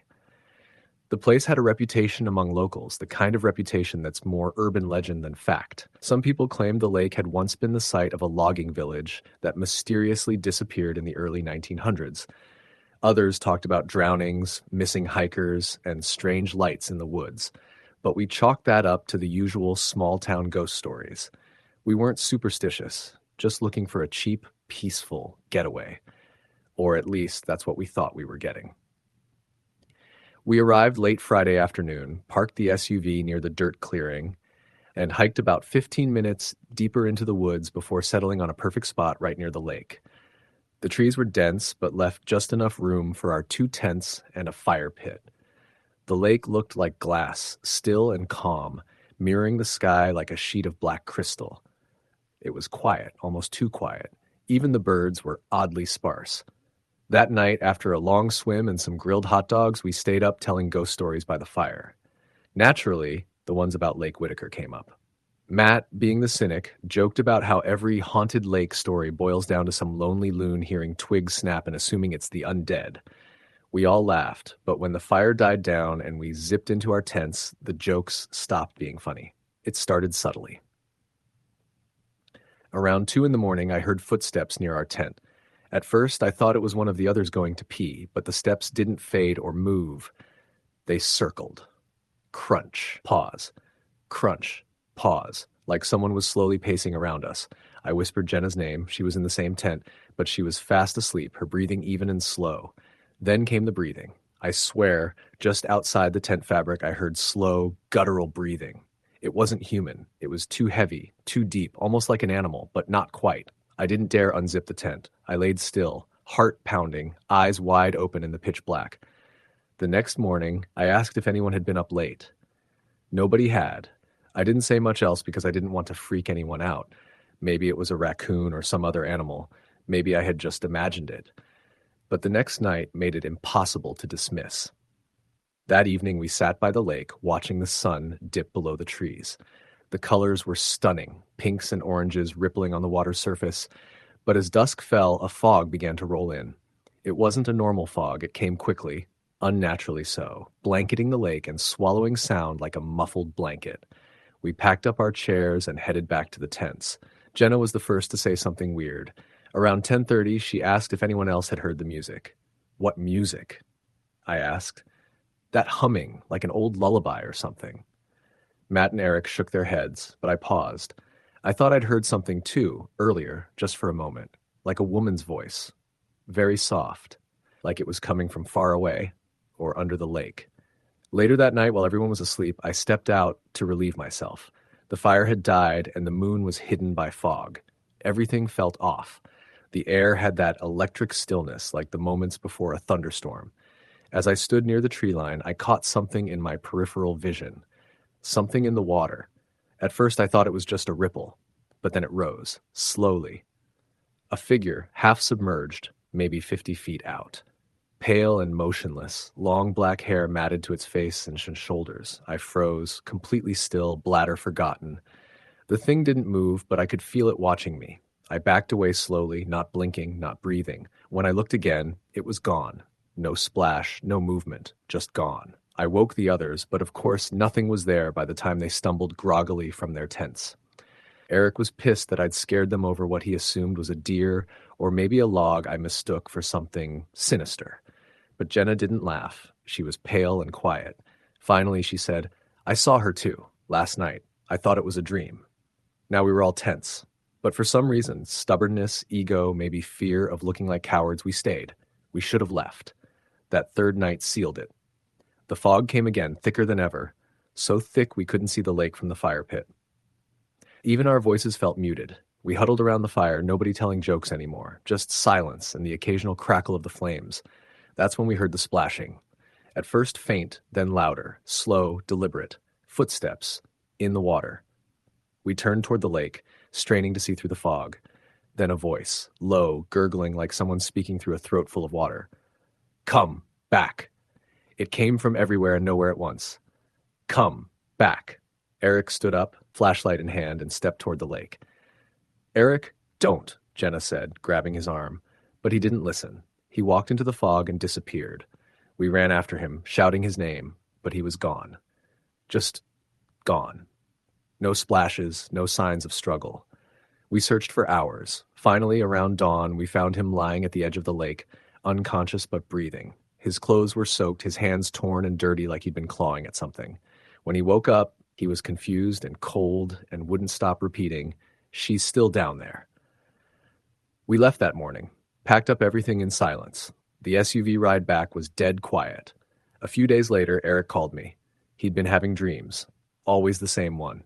He's underwater, looking up at the surface, and there's a woman with long black hair staring down at him. She whispers something he can't understand, and then he wakes up choking on water. I started having them too. I didn't believe in ghosts before that trip. But now I avoid lakes. I don't swim anymore.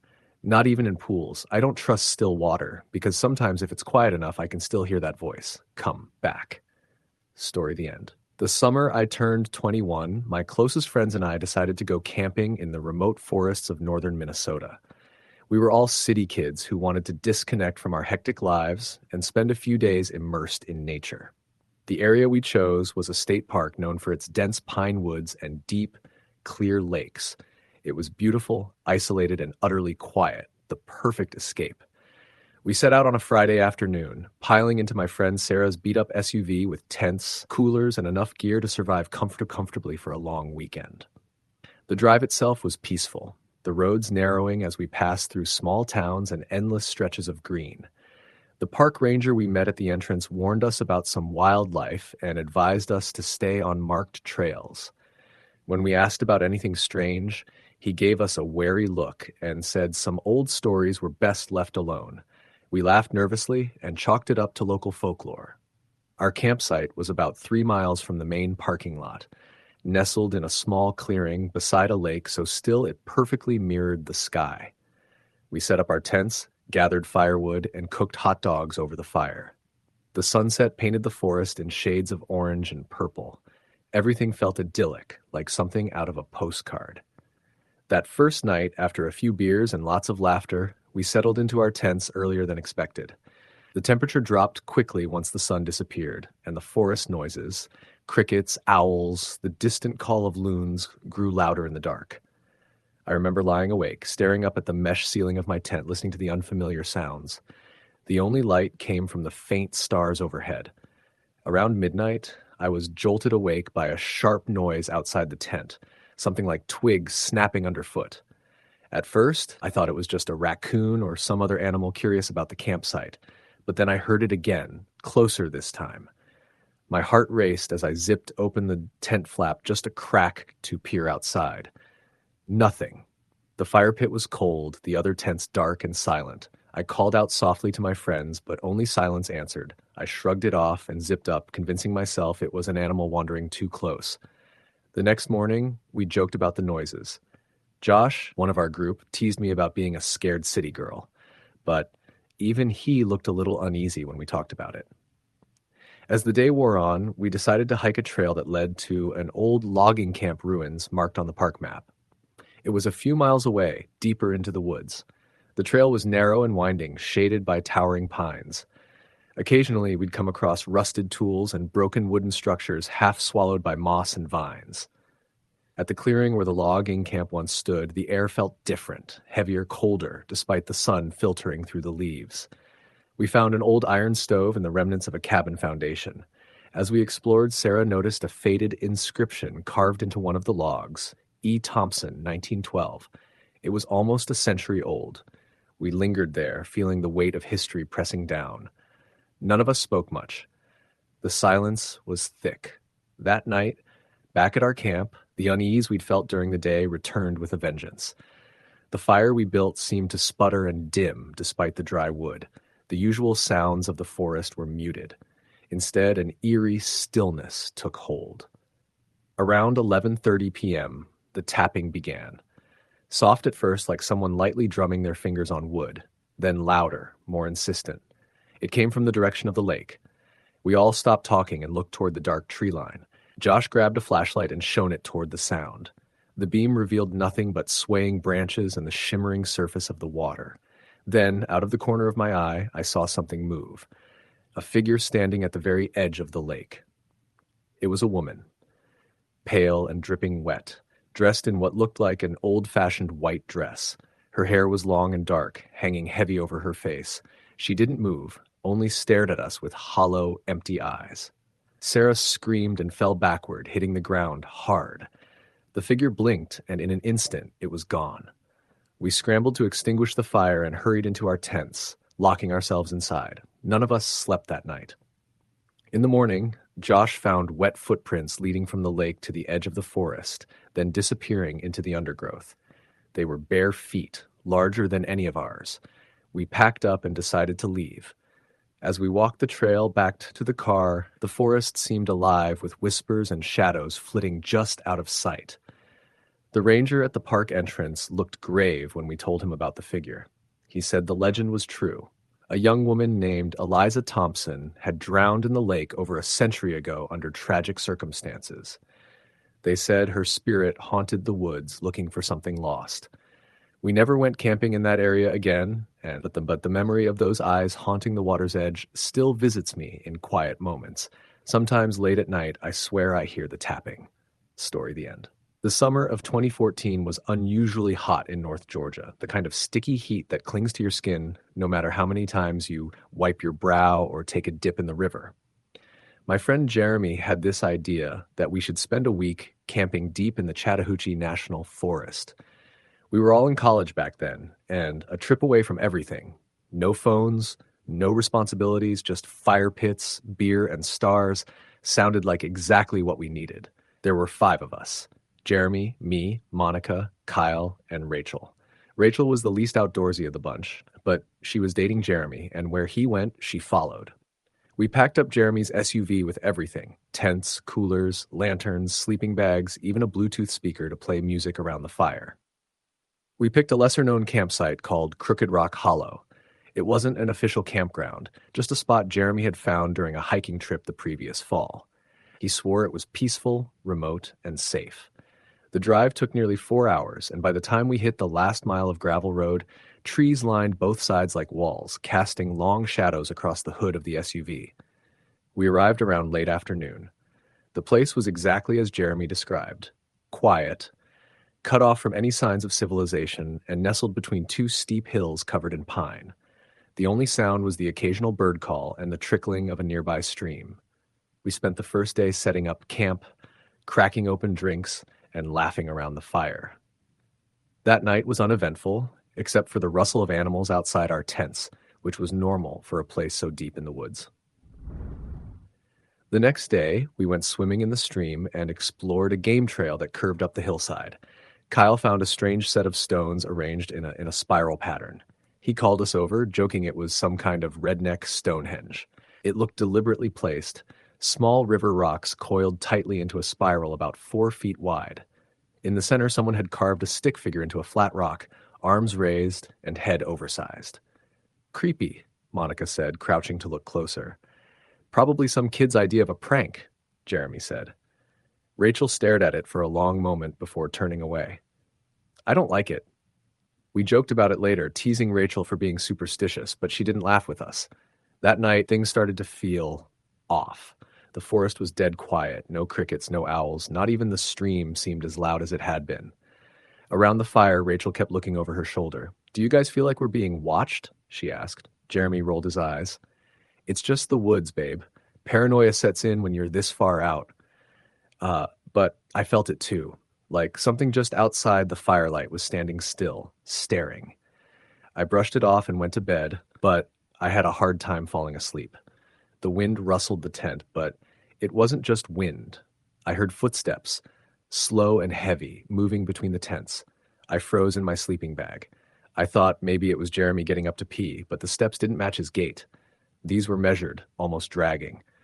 I was about to call out when I heard something scrape along the side of my tent. Not an animal. It sounded like fingers, long and deliberate, tracing the curve of the nylon from one end to the other. I whispered, "Who's there?" No answer. No more footsteps either. I stayed awake until the gray of dawn pushed through the thin fabric of the tent. The next morning, everyone looked exhausted. Jeremy had dark circles under his eyes. Monica said she'd heard someone crying in the woods, but thought it was her dream. Rachel said she heard chanting, soft and low, like a whisper under the wind. That day, we didn't talk much. We hiked back to the spiral of rocks and found it disturbed. The center stone was flipped over, and the figure was gone. Instead, 3 small stick figures had been placed upright in the center, like tiny scarecrows. Rachel started crying. "We need to leave," she said. Jeremy tried to convince her otherwise, saying it was probably just some other hikers messing with us, but I was starting to agree with her. I had this feeling in my gut, a coiled fear that tightened with every hour we stayed. That night, we made the fire bigger. None of us wanted to admit we were scared, but we stayed close to the light. The forest was unnaturally silent again. The kind of silence that feels forced, like something had pushed all life away. Rachel was the first to notice it. She pointed into the darkness between the trees. "Do you see that?" We all turned. For a moment I saw nothing, but then I saw it, a figure, tall, thin, and unmoving. It stood just beyond the reach of the firelight, shadow blending with the trees, but distinct enough to tell it wasn't a part of them. No features, just the outline of a person. Kyle grabbed the flashlight and aimed it at the figure. The beam hit nothing. Just trees. "I swear to God there was something there," Rachel said, trembling. "No one else saw it clearly," Jeremy said, but even his voice wavered. We didn't sleep that night. We huddled near the fire until dawn. Every time one of us nodded off, a branch snapped in the distance, or a footstep crunched just out of sight. When the sun rose, we made the decision to pack up. Something was wrong with the forest. It was as if the air itself had become heavier. We moved fast, barely speaking. As we loaded the SUV, Rachel refused to go near the trail to the stone spiral again, but Monica looked over her shoulder as we left and screamed. We turned to see the spiral again, but now it was larger, and around it were dozens of stick figures, all pointing outward like they were watching us leave. We didn't stop driving until we hit the main highway.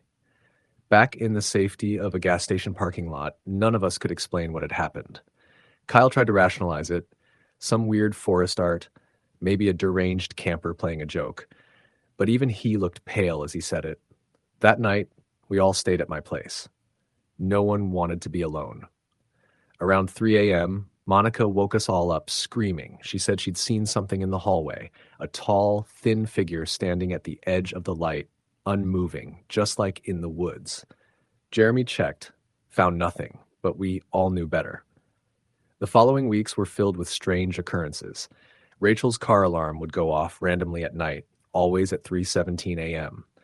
Jeremy began sleepwalking, always ending up standing in the corner of his room, facing the wall, muttering something none of us could understand.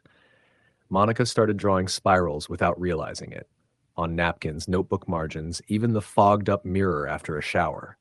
I stopped sleeping altogether for a while. Every time I closed my eyes, I'd see that spiral. or the stick figures. Or worse, that tall shadow standing just beyond the reach of light. It faded with time. The dreams came less frequently, the sleepwalking stopped, the alarms went silent, but the memory never really left. Sometimes I still wake up in the middle of the night and feel that same pressure in the air, like something is watching, waiting. Last month, Jeremy called me. He sounded shaken. He said Rachel had gone missing while hiking alone in North Carolina. The park rangers found her backpack, water bottle, even her phone, but not her. No signs of struggle, just a spiral of stones in the clearing where her stuff was found. None of us have camped since. Story the end. It was one of those suffocatingly warm July weekends when the air was thick with humidity and even the shade offered little relief. Our group, 4 high school friends who had stuck together through early adulthood, decided to go camping in the woods near Lake Kavanaugh in Washington. The area wasn't touristy, which was exactly why we chose it. The campsite was down a rough gravel road that twisted through old-growth forest.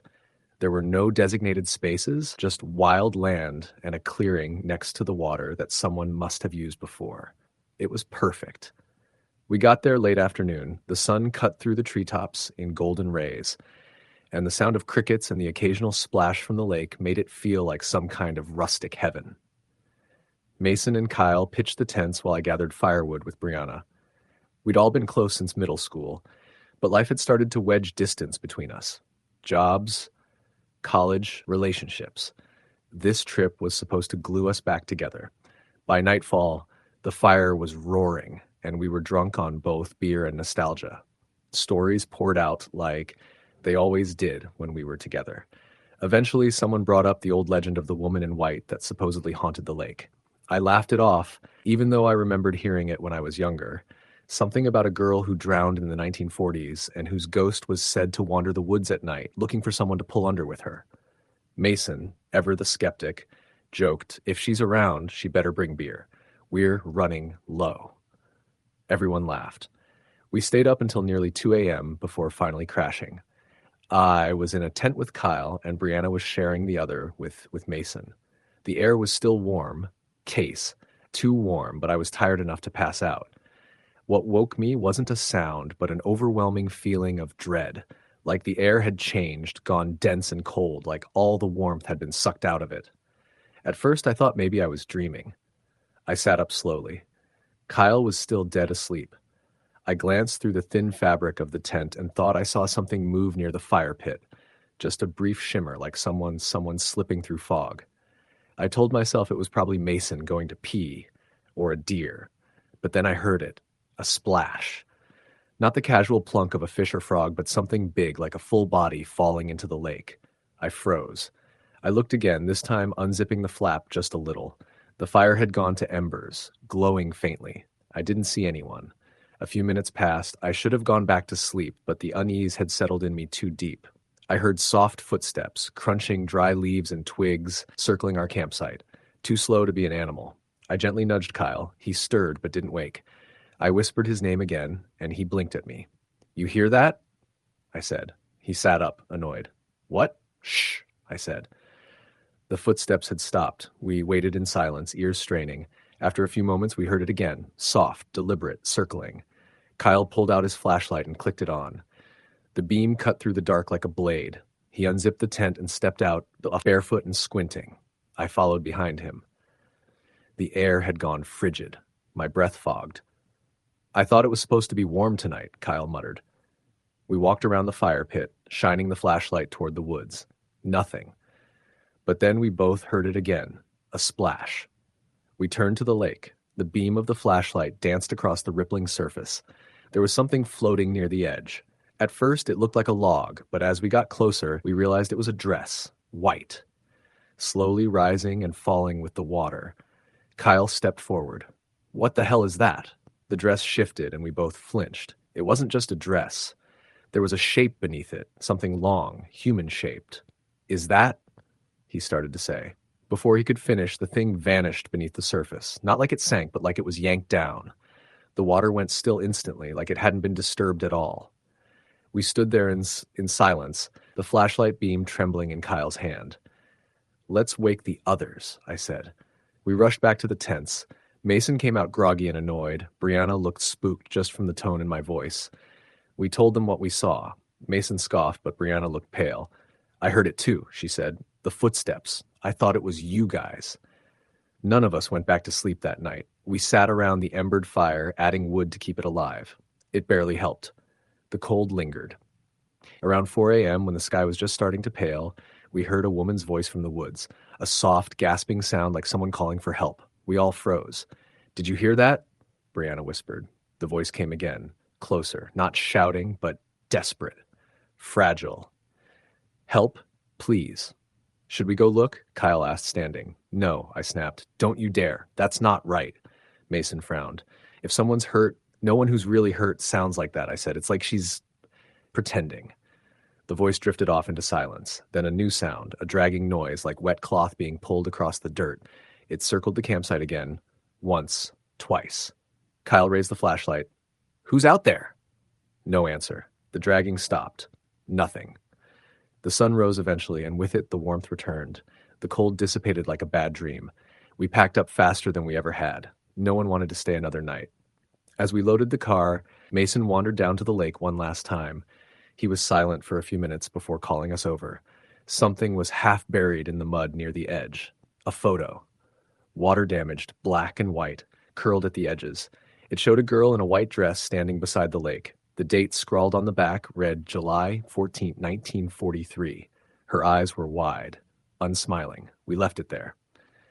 Back in town, I looked up the legend again. There wasn't much online, but a local forum had an old thread from 2009. Someone had posted about camping at Lake Kavanaugh and hearing the same voice. They said they'd seen a woman in a soaked white dress staring at them from the woods.